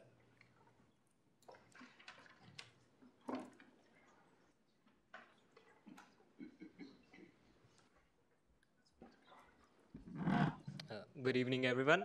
My name is Vedant Kulkarni, and I'm an international student in College of Business. So yeah, I'm here to basically talk about my experience with the Accelerated Fellowship Program. I guess Bill 77, that's what we're talking about. So as a freshman, I had no idea what student government is, and I just know that there is a student body and I honestly thought that international students cannot be a part of student government. I don't know why I thought about that. And as a senator, as a student, last semester, it was pretty good, but I never thought I would be a senator anytime. When I first heard about Accelerated Program from Rajat, I thought it would be a really great opportunity. So I joined the program. Through the program, I came to know about Student Senate, that I can be a part of it, that I can voice students that are most of the times unvoiced. Specifically, my target is to voice international students in the student government. I am extremely happy to be a part of Student Senate right now. I'm very thankful for the Accelerated Fellowship Program to give me the confidence and the opportunity to be a part of it. It's extremely important that the SGA opens its doors for international students. We face problems on daily basis. It's a different culture, different place for all of us. We have issues from family issues. We miss home. We do at times get depression. As Senator, I'm sorry, I did not get your name. You talked about so.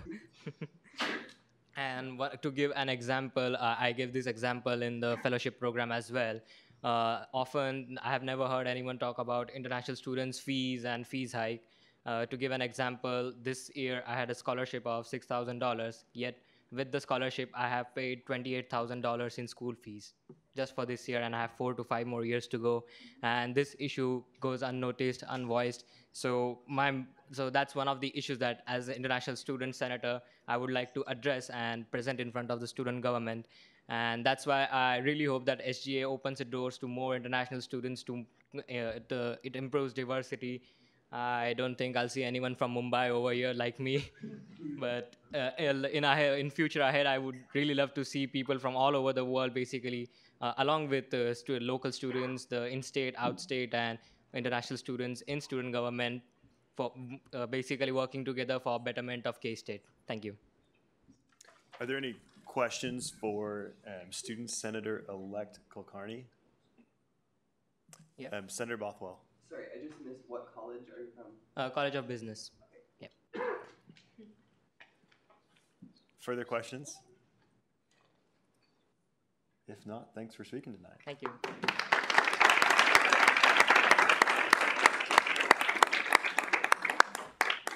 Is there any debate in the negative? Debate in the positive? Any further debate at all? If not, we shall go into a roll call vote on Bill 77. All right.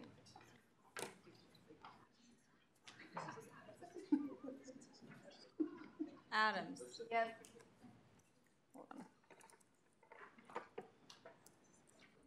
There we go. Okay, sorry. Akers. Yes, by proxy. Alberts. Anders. Yes, by proxy. Arnaldi. Yes, by proxy. Bergston. Yes. Bowler. Bothwell. Yes. Vickerood. Yes. Cafera. Carpenter. Yes. Dinez. DeMoranville. Yes. Dahl. Elliott. Flores. Yes. Fuller. Garcia. Yes. Garrity. Yes. Grandy. Hart. Yes. Hendrickson. Yes. Hyen. Yes. Horton. Yes.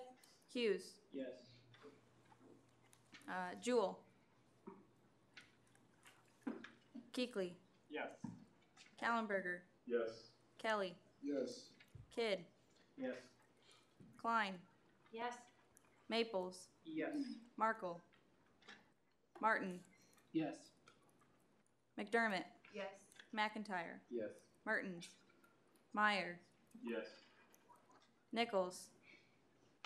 Needry. Yes. Nordstrom. Yes. Ogren. Yes. Orth. Yes.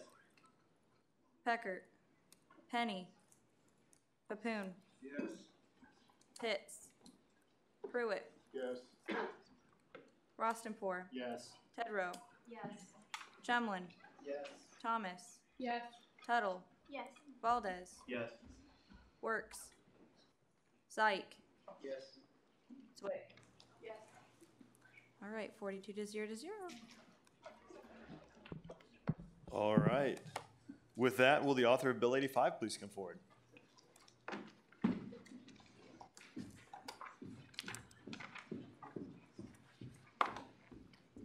Any corrections?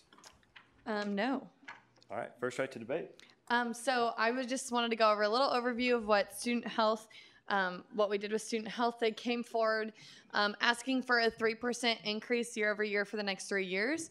In this legislation, it gives them a 1.5% increase year over year for the next 3 years.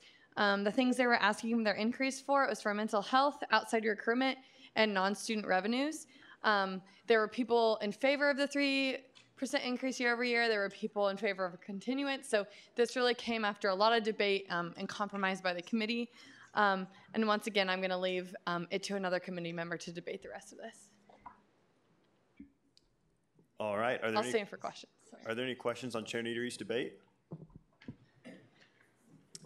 If not, is there any debate in the negative? Debate in the positive? Senator Martin?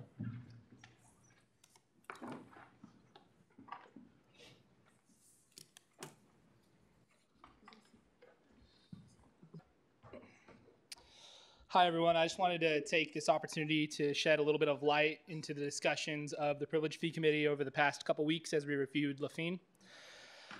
Pretty much all of these thoughts, other than a couple that I'll note, come directly from the minutes as are posted on OrgSync. So rising costs of healthcare and inflation in general necessitate an increase in the privilege fee for Lafine to maintain its current level of operation, and our committee decided that we needed to weigh that need for an increase with the increased burden that's consistently being placed on students as our costs continue to increase across the board.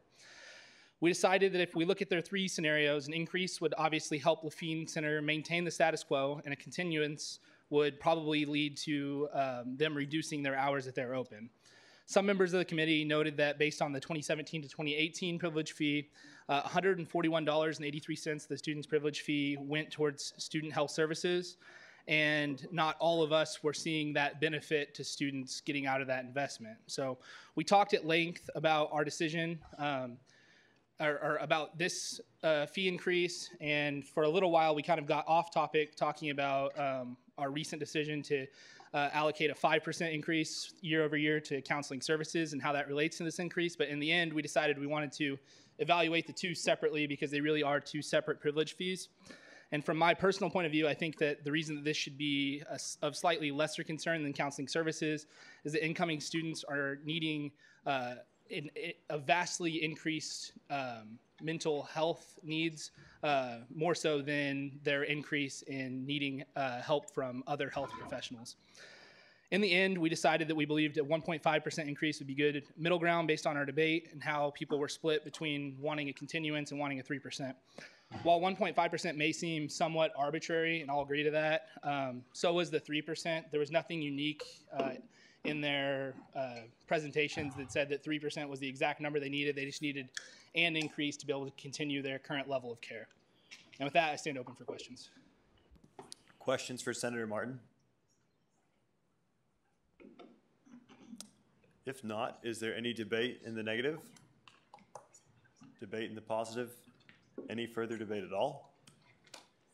If not, we shall move into a bulk roll call vote on Bill 86. Sorry, 85.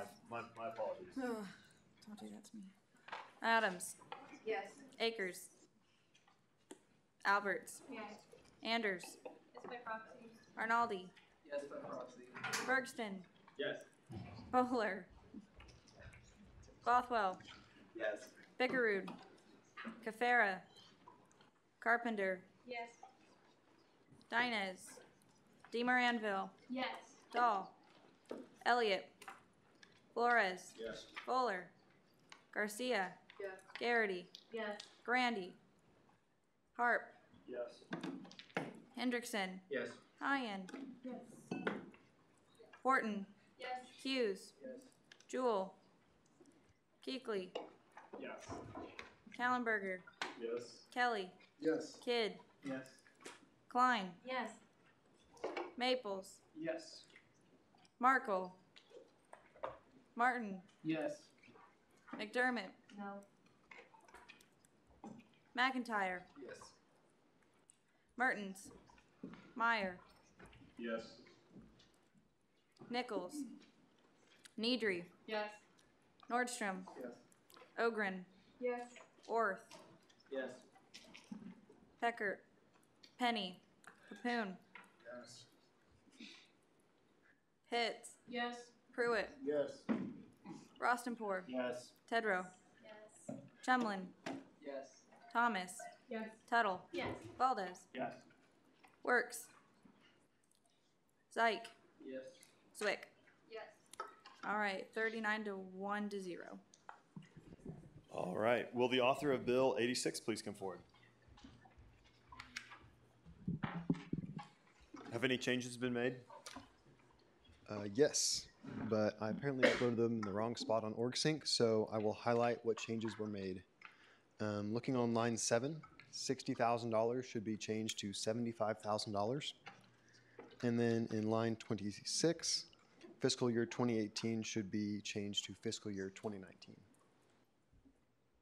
Sweet. With that, are there any questions on any of the corrections? If not, first right to debate. All right, so this bill here goes mainly in part with the next two bills, 87A and 87B. And so basically what this bill does is it gives us an extra $15,000 to allocate to our academic competition teams, bringing us up to a total of a $90,000 allocation, which should be about half of what was requested of us originally, that $185,000 number. So this is something we've been doing for the past several years, and I would consider you all to please continue doing it for this year. All right. Any questions on SGA Treasurer Puchin's debate? Can I have one more thing? Yeah, go ahead. Okay.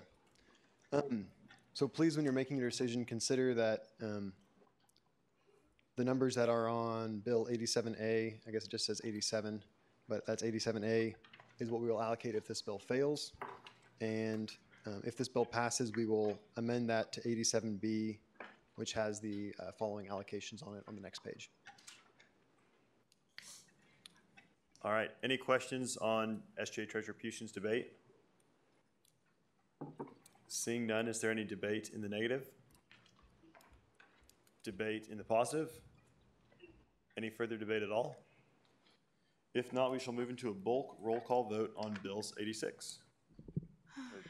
Just a regular roll call vote, not bulk. We could bulk roll call vote. Hint, hint. Your decision. Next year. The next two are. Okay, Adams. Yes. Akers. Alberts. Yes. Anders. Yes, by proxy. Arnaldi. Yes, by proxy. Bergston. Bowler. Bothwell. Yes. Bickerud. Cafera. Carpenter. Yes. Dinez. DeMoranville. Yes. Dahl. Elliott. Flores. Yes. Fuller. Garcia. Yes. Garrity. Yes. Grandy. Hart. Yes. Hendrickson. Yes. Hyen. Yes. Horton. Yes. Hughes. Yes.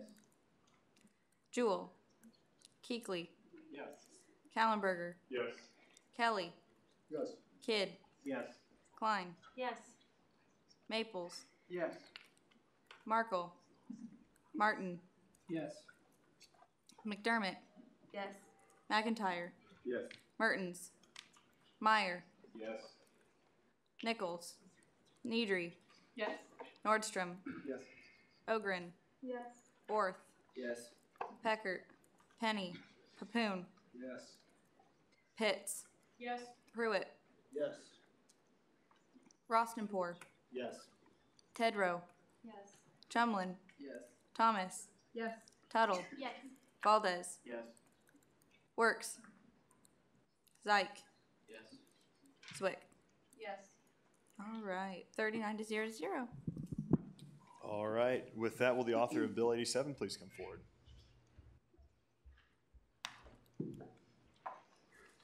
Do I need to make an amendment to change the allocation amounts? Yes. Okay, I move that we amend the allocation amounts in Bill 87 to those of Bill 87B. Awesome. Is there a second? Second. It is moved and seconded to amend Bill 87 to include the numbers, or to replace the numbers from Bill 87B. Is there any debate on this amendment? Yes. So thank you all very much for passing that last bill. I'm going to go ahead and do all of my debate. I can do all of my debate for this amendment. It should just pertain to the amendment. Okay. Thank you all for passing that last bill. This will change those allocation amounts so that way we are allocating the $90,000. Are there any questions on SGA Treasurer Puchin's debate? Is there any debate in the negative on the amendment? Debate in the positive on the amendment? Any further debate at all on the amendment? If not, all those in favor of amending Bill 87, please raise your right hand. All those opposed, please raise your right hand. With that, Bill 87 will be amended to include the numbers from Bill 87B. First right to debate on Bill 87. All right, so I want to highlight a couple of, changes that have been made from the previous bill. The first of which being the Architectural Engineering Institute competition team. I'm looking at that. Their account number is NISA 0115CC. The CC indicates that they are a college council organization, not a competition team. And so I spent the last week reaching out to them about that. I guess the last 2 weeks reaching out to them about that. And what they are is they're an academic competition team within a student organization. So what they're going to do is they're going to register their academic competition team separately next year instead of underneath the college council organization, and they will be going through the travel allocations committee for travel to this year's competitions. And then also I guess this one isn't a change, but this is the same as last week when it was introduced. The Associated Schools of Construction commercial competition team, the design build team, the heavy highway competition team, and the specialty competition team. Those are not a team yet. They don't have members, but they are planning on recruiting members in the fall and going to competitions. The committee saw that there was not an extremely high likelihood that those 4 teams would exist.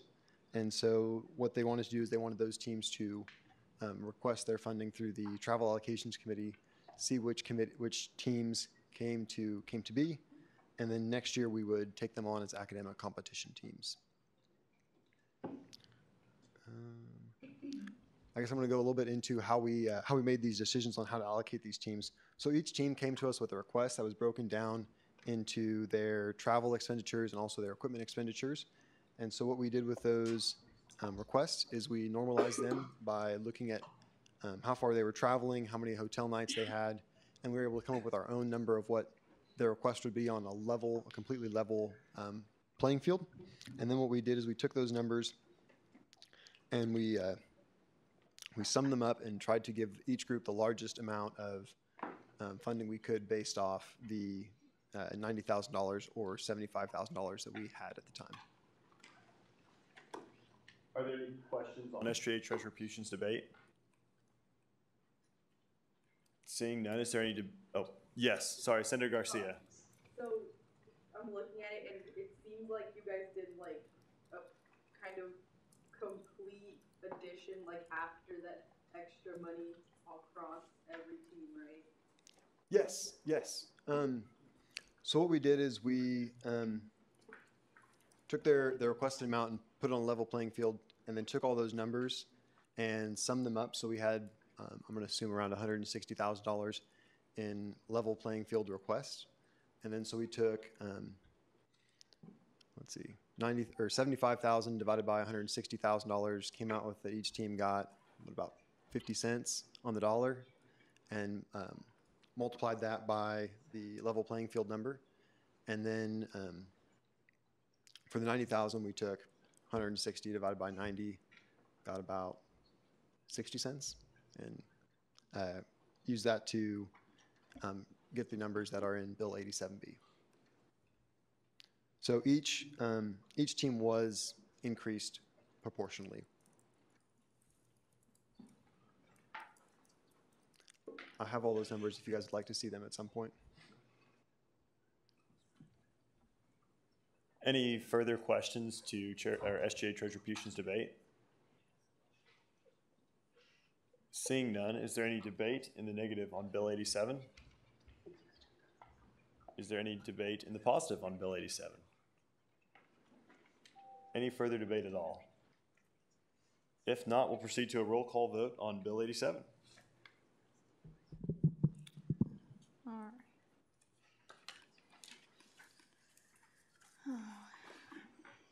Adams? Yes. Akers? Alberts? Yes. Anders? Yes, by proxy. Arnaldi? Yes, by proxy. Bergston? Yes. Bowler? Bothwell? Yes. Bickerud? Cafera? Carpenter? Yes. Dinez? DeMoranville? Yes. Dahl? Elliott? Flores? Yes. Fuller? Garcia? Yes. Garrity? Yes. Grandy? Hart? Yes. Hendrickson? Yes. Hyen? Yes. Horton? Yes. Hughes? Yes. Jewell? Keekly? Yes. Kallenberger? Yes. Kelly? Yes. Kidd? Yes. Klein? Yes. Maples? Yes. Markle? Yes. Martin? Yes. McDermott? Yes. McIntyre? Mertens? Meyer? Yes. Nichols? Nedry? Yes. Nordstrom? Yes. Ogren? Yes. Orth? Yes. Peckert? Penny? Papoon? Yes. Pitts? Yes. Pruitt? Yes. Rostenpour? Abstain. Tedrow? Yes. Chumlin? Yes. Thomas? Yes. Tuttle? Yes. Valdez? Yes. Works? Zyke? Yes. Zwick? Yes. Rostenpour? Abstain. I know. We're done again. No, that would be if he passed. Huh? He's not voting on Oh. this bill because he's a member of an academic competition team. Oh, okay. Concrete canoe, I believe, right? Fun fact. Officer, there we go. Cool. Say no hi. All right. 39 to 0. Go on. All right, with that, will the author of Bill 88 please come forward?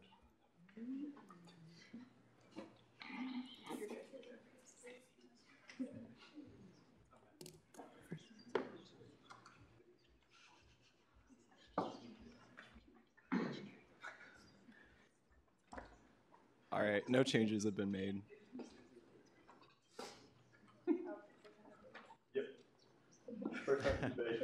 Yeah, so like I talked about last week, just a quick refresher, we had a request of about $236,000. Our recommended funding is about $62,000, and then that puts a little over $5,000 in a reserve account in the event that any of these teams make it to nationals. They can just repetition the committee. Are there any questions on Chair Chumlin's debate? SGH retribution? Can you know that process will look like for the request for nationals? Definitely. So it'll be just like any other organization right now that comes and requests to the Travel Allocation Committee. They prepare a short presentation, about 10 minutes, kind of outlining why they need the funding, what it would be spent on, and then we ensure that it follows all of our regulations, and then it would come through just as a piece of legislation like any other travel allocation that we've done this year. Further questions, Senator Martin? Why was the wrestling club recommended $0? Yeah, definitely. So to kind of speak from, or on that one, a presentation to the committee was required.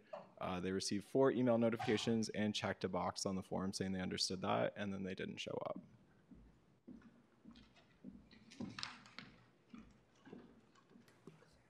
Further questions on Chair Chumlin's debate? If not, is there any debate in the negative on Bill 88? Debate in the positive? Any further debate at all? If not, we shall proceed to a roll call vote on Bill 88.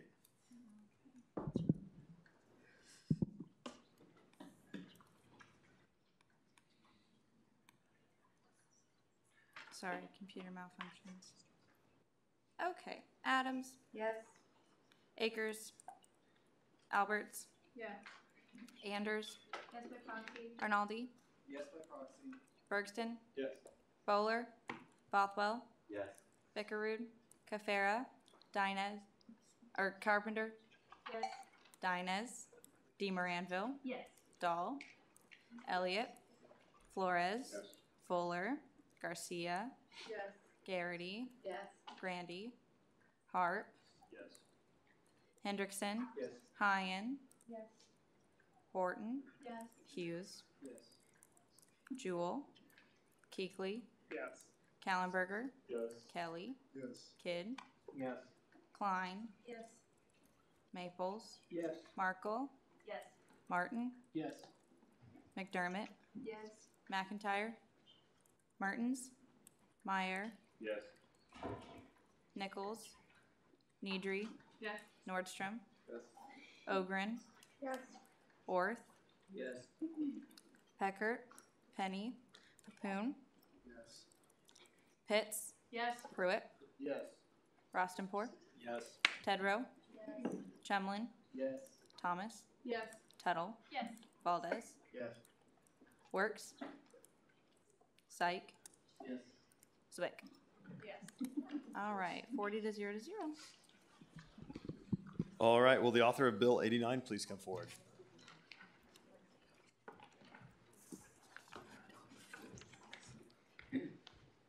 Have any changes been made? No changes have been, no changes have been made. First right to debate.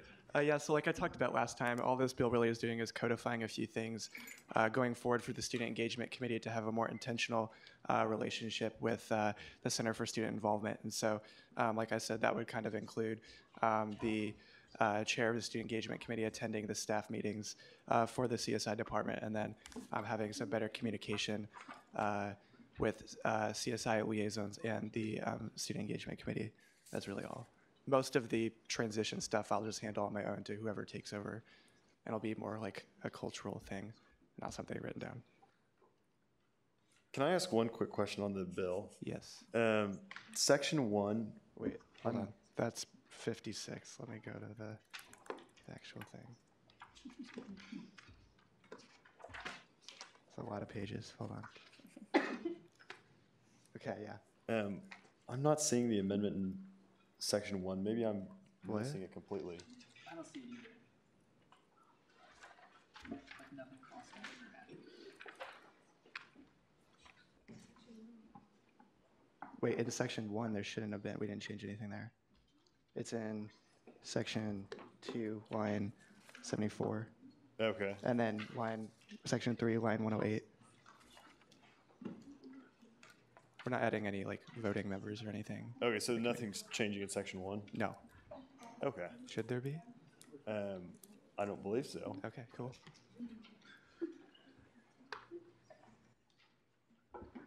Would someone be interested in amending that, please, to strike that section out? I have a friendly amendment Yep. to strike out section 1. Wait, is that what we need? Oh yeah, because we don't need that. What the heck is that in there? All right. And number the following section. Right. All right. If there are no objections to the friendly amendment to remove section 1 and renumber sections 2 and 3 accordingly. Was this in there last time? I do not remember. I'm sorry, guys. It's been a long day. All right. If there's no objections to that amendment, it will be struck and the following sections will be renumbered accordingly. Awesome. Are there any questions on Chair Nordstrom's debate? If not, is there any debate in the negative? Debate in the positive? Any further debate at all? If not, we have completed final action and we'll move to introduction of legislation. Is there a motion for Bill 90? Senator Bothwell. Yeah. Oh, gosh darn it, that's right. We'll go back. All right. With that, we'll move into, if there is no further debate, we'll move into a roll call vote on Bill 89. Me again. Okay, Adams. Yes. Akers. Alberts. Yeah. Anders. Yes, by proxy. Arnaldi. Yes, by proxy. Bergston. Yes. Bowler. Bothwell. Yes. Chickarood. Cafera. Carpenter. Yes. Dinez. DeMoranville. Yes. Dahl. Elliott. Flores. Yes. Fuller. Garcia. Yes. Garrity. Yes. Grandy. Harp. Hendrickson. Yes. Hyen. Yes. Horton. Yes. Hughes. Yes. Jewell. Keekly. Yes. Kallenberger. Yes. Kelly. Yes. Kidd. Yes. Klein. Yes. Maples. Yes. Markle. Yes. Martin. Yes. McDermott. Yes. McIntyre. Mertens. McIntyre, yes. Mertens. Meyer. Yes. Nichols. Nedry. Yes. Nordstrom. Nordstrom. Yes. Okay, sorry. Ogren. Yes. Orth. Peckert. Penny. Papoon. Yes. Pitts. Yes. Pruitt. Yes. Rostenpour. Yes. Tedrow. Yes. Chumlin. Yes. Thomas. Yes. Tuttle. Yes. Valdez. Yes. Works. Zyke. Yes. Zwick. Yes. All right, 41 to 0 to 0. All right. Now we're allowed to move into introduction of legislation. Chair Nadery. I move to amend something previously adopted. Second. It is moved and seconded to amend something previously adopted. I know you're not going to listen to me at the end, so I wanted to do it now. Flip to the page that it's Bill 171807. Sorry for not having the bill number. It's on the very back. It's color coded in red because it's a big issue. Okay, cool. I forgot my notes, but I think I can explain it. So we had a lot of bills come forward at the beginning of the Senate term to change OSAS to CSI. Simple fix, right? We also had, so we had this bill come forward. In there it said, no change. There should be no changes to funding. Well, Financial Services caught that the bill that we passed did have numbers changes. So this bill is to change the numbers back to what they were originally voted on by the Privilege Fee Committee last year. Also, we found out that I was using an old piece of legislation from old statutes, so it didn't have any of the current contract verbiage that it should. So the contract was like, so we were just trying to change OSAS to CSI, and because of me grabbing an old piece of legislation, the numbers got changed and the contract verbiage got changed. So we're just trying to get this contract back to where it should be. The numbers are just going back to what the Privilege Fee had voted on last year. I'll take questions because I know this is confusing. And thank you to Jonathan for writing all this because we had to do it like 4 times. Yeah. So your change was literally to go assess the C. That was what you were changing? Yeah. This was the old one. But because we passed an old version of the contracts, all of these things were wrong in it. So that's why the whole thing's crossed out. Yeah. Yeah, so the distinction between the red and the black font, the black font was stuff that was passed that is correct, and everything that is struck out is stuff that was passed that was not correct, and italicized is all insert. So it was supposed to be really easy, and I made it really hard. Any other questions? All right. If not, is there any debate in the negative? Debate in the positive? Any further debate at all on the motion to amend something previously adopted pertaining to Bill 7? If not, Bill, quick question. We can do a hand vote on this. All those in favor of the amendment, please raise your right hand. All those opposed, please raise your right hand. With that, the ayes have it, and it is adopted. So we will move into introduction of legislation. Is there a motion for Bill 90? Senator McIntyre. I move Bill 90. It's moved and seconded to consider Bill 90. Will the author please come forward?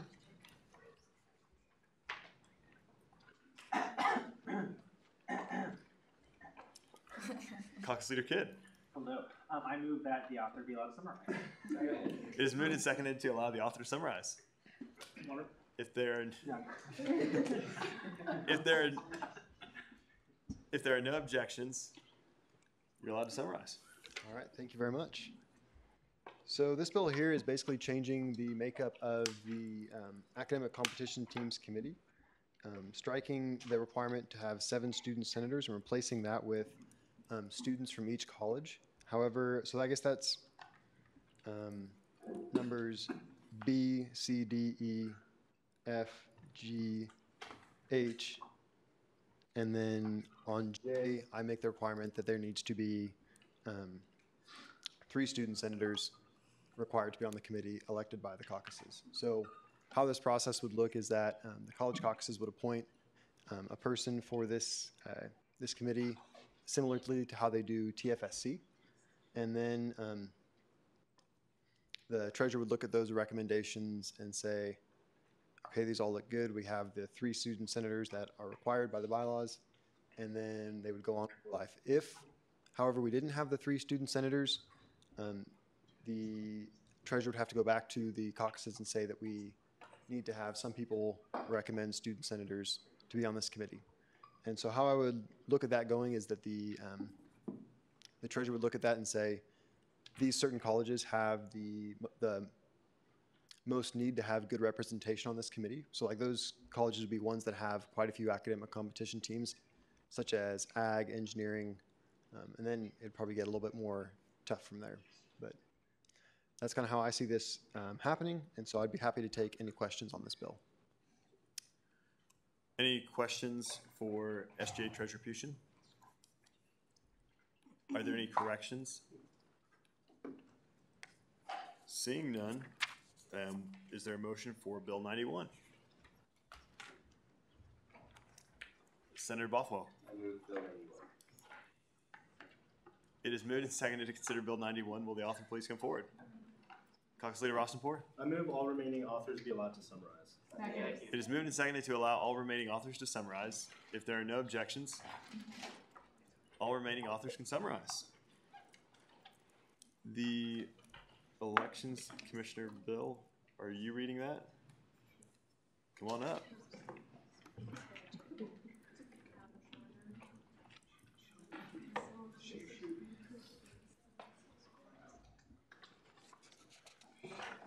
All right, so pretty much what this one does, it's authored by myself and Kylie, who was Elections Commissioner last year, so we have the 2 most recent Elections Commissioners authoring this. And what it does is speeds up the appointment of the Elections Commissioner, because as it is now, it's by the 3rd Thursday in October, and this would move it up to the second Thursday of September. And then it also creates a deadline as to when the Elections Committee would be appointed. The elections committee, if you weren't aware, was kind of appointed the Thursday after we had the information or the mandatory meetings for candidates, and that's definitely not what we wanted. So putting a deadline on that will create a better opportunity for the committee to engage with students in classes and organizations to encourage them to run and let them know about the opportunities, as well as be able to ask questions. Also changes the requirement of the elections committee to 6 people when it used to be at least 4, and that's just because 6 was the number that was it was debated quite a bit, and it came to the consensus of 6 because while the makeup has traditionally been senators, this is also another opportunity to outreach to students, for students who aren't an SGA to be a member of the committee, and as well as the appointment by the 3rd Thursday in October. This would allow the elections commissioner to train the committee, should they need it, as to what's going to go on with the committee and what they'll be doing. I stand for questions. Are there any questions for, are there any corrections on Bill 92? Are there any questions? Or are there any questions on Bill 92? If not, is there a motion for Bill 93? Senator Papoon. I move Bill 93. Second. It is moved and seconded to consider Bill 90. That was 91, this is 92. Sorry. Is there a motion for Bill 92? Yep. Senator Bothwell. I move Bill 92. Second. It is moved and seconded to consider Bill 92. Will the author please come forward? Okay, so this one changes the timeline from 5 weeks to 4 weeks of the primary election, basically speeding up that whole process to make it easier for members of SGA to encourage people to vote, as well as the people campaigning. It's pretty much the consensus from the 4 campaigns for the past 2 years that this timeline needs to be reduced. So that's what we're going ahead and doing with that. And the second major thing it does, or also it changes the Office of Student Activities and Services to Center for Student Involvement. And it allows for the opportunity for the elections commissioner to establish tables in buildings that are in other buildings than only the union, to be able to engage with students across campus. Are there any corrections to Bill 92? Are there any questions for the author? If not, is there a motion for Bill 93? Senator Albers. I picked no money. It is moved and seconded to consider Bill 93. Will the author please come forward?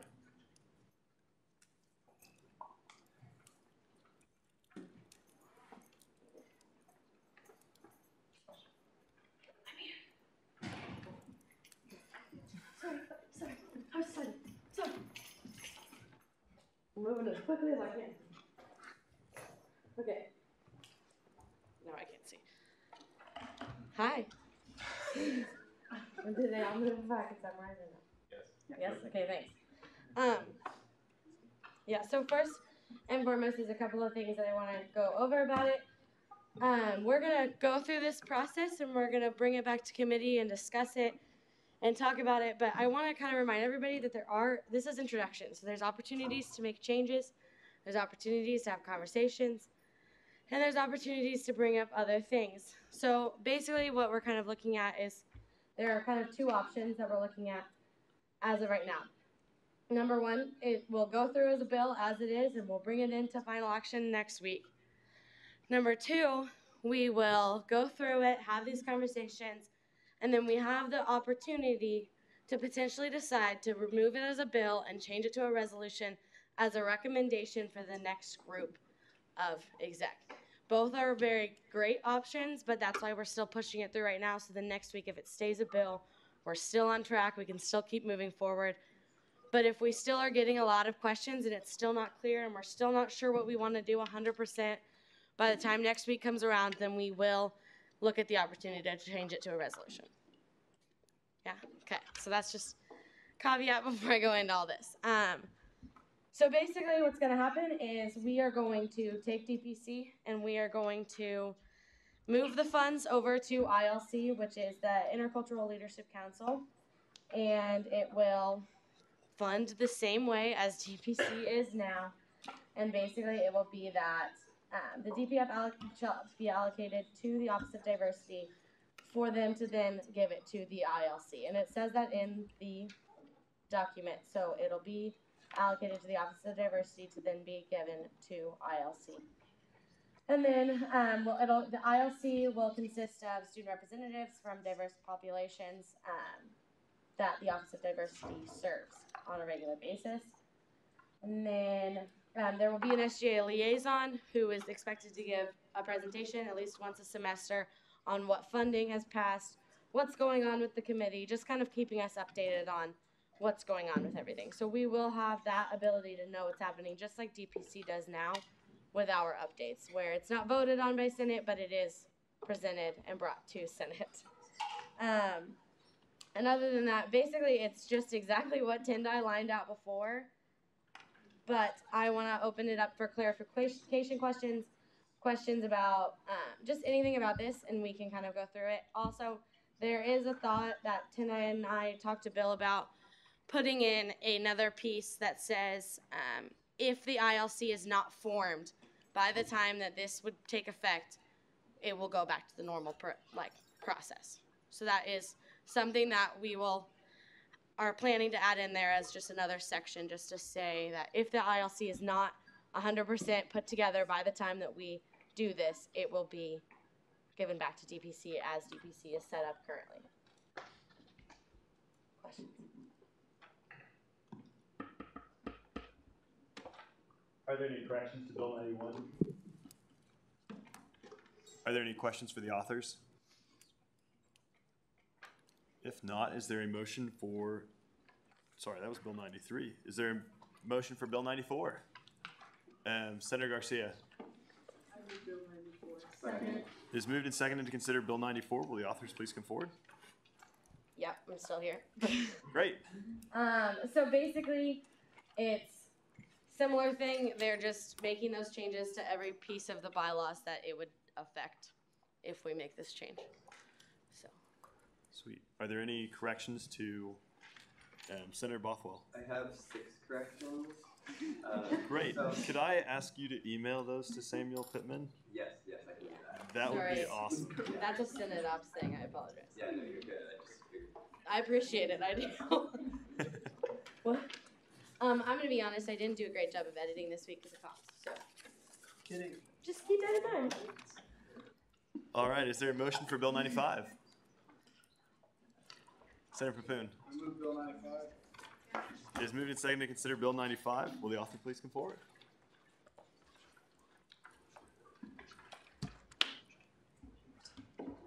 Same thing. We're just making the updates to the bylaws as if this change would go forward. And as I said before, the first change will say, it'll say hopefully that it'll go back to the normal process if this does not, if the ILC is not created as we expect it to be. Sweet.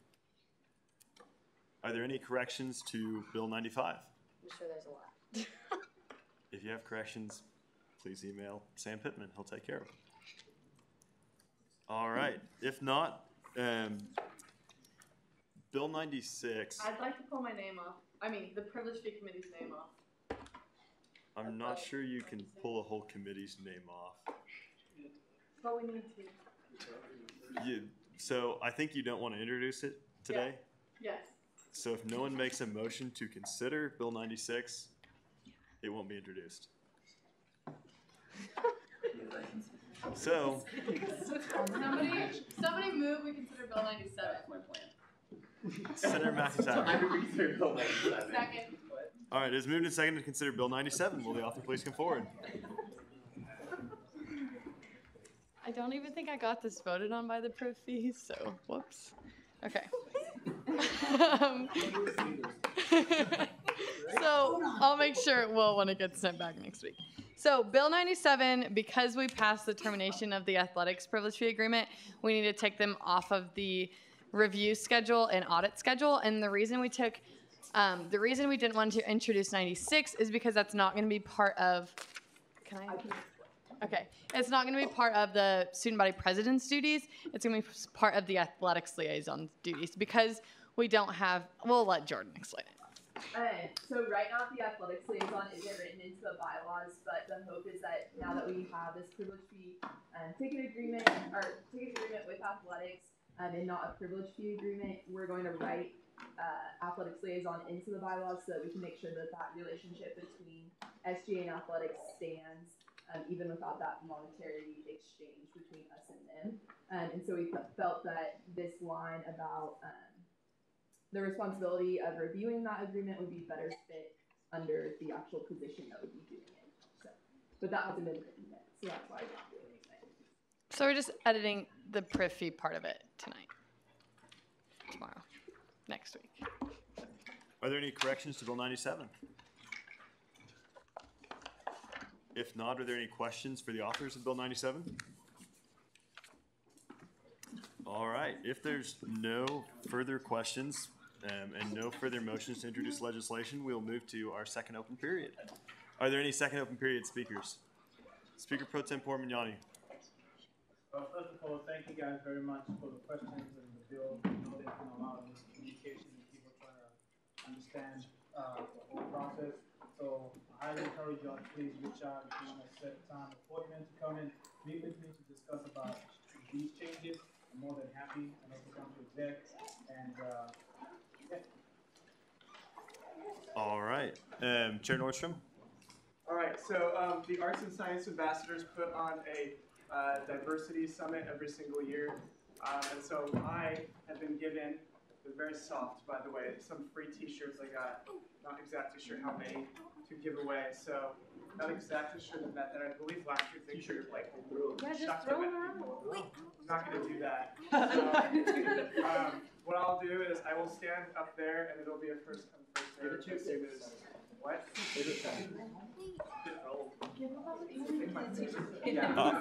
Are there any questions for Chair Nordstrom? Seeing none, further second open period speakers. Chair Needry. The Privilege Fee Committee will not be meeting in CSI on Monday. We're having a closed meeting at La Fiesta, so don't show up to CSI. Caucus Leader Pitts. Hi everyone, this is the last time you have to hear from me about this. Tomorrow at noon, the Government Relations Office will be holding their legislative review session at noon. It's really good to go. We're done introducing bills, moving into the veto session. So there's a lot of stuff going on, and I would encourage you all to attend. Cool. All right. Let me know if you have any questions.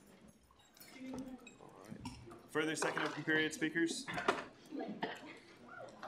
Seeing none, reference of legislation, the Senate Executive Committee will see bills 90, 91, 92, 93, 94, and 95. And Privilege Fee Committee will consider Bill 97. With that, is there... Oh, we're moving into roll call. Yeah, all right. Hold on. And we got other plans, but keep your voices down. Okay, Adams. Here. Akers. Alberts. Here. Anders.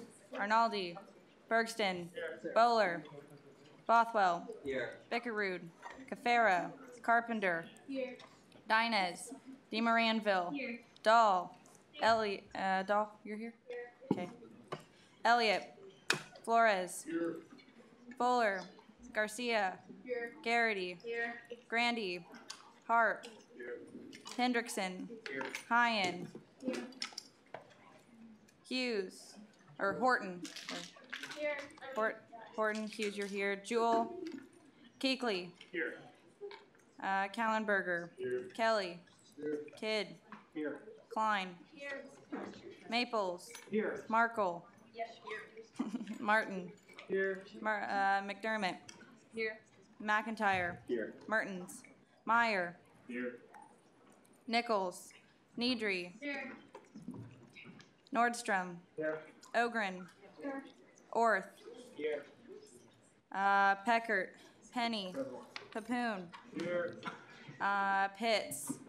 Here. Pruitt. Here. Rostenpour. Here. Tedrow. Thomas. Here. Chumlin. Tuttle. Hey, Here. this would go a lot quicker if you guys did not talk.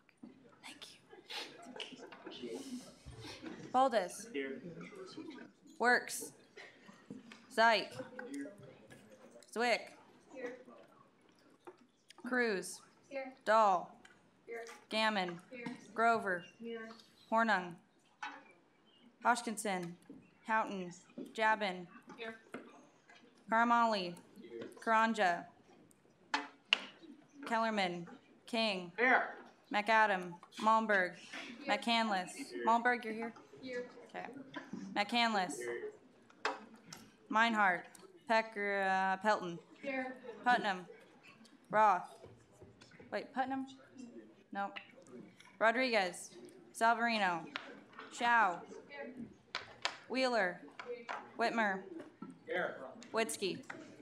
All right, also, hey, flyers up here, take them around, do something with them. Please and thank you, and have a great night. Is there a motion to adjourn, Senator Papoon? All right, if there's no objections, we'll be adjourned. Wait,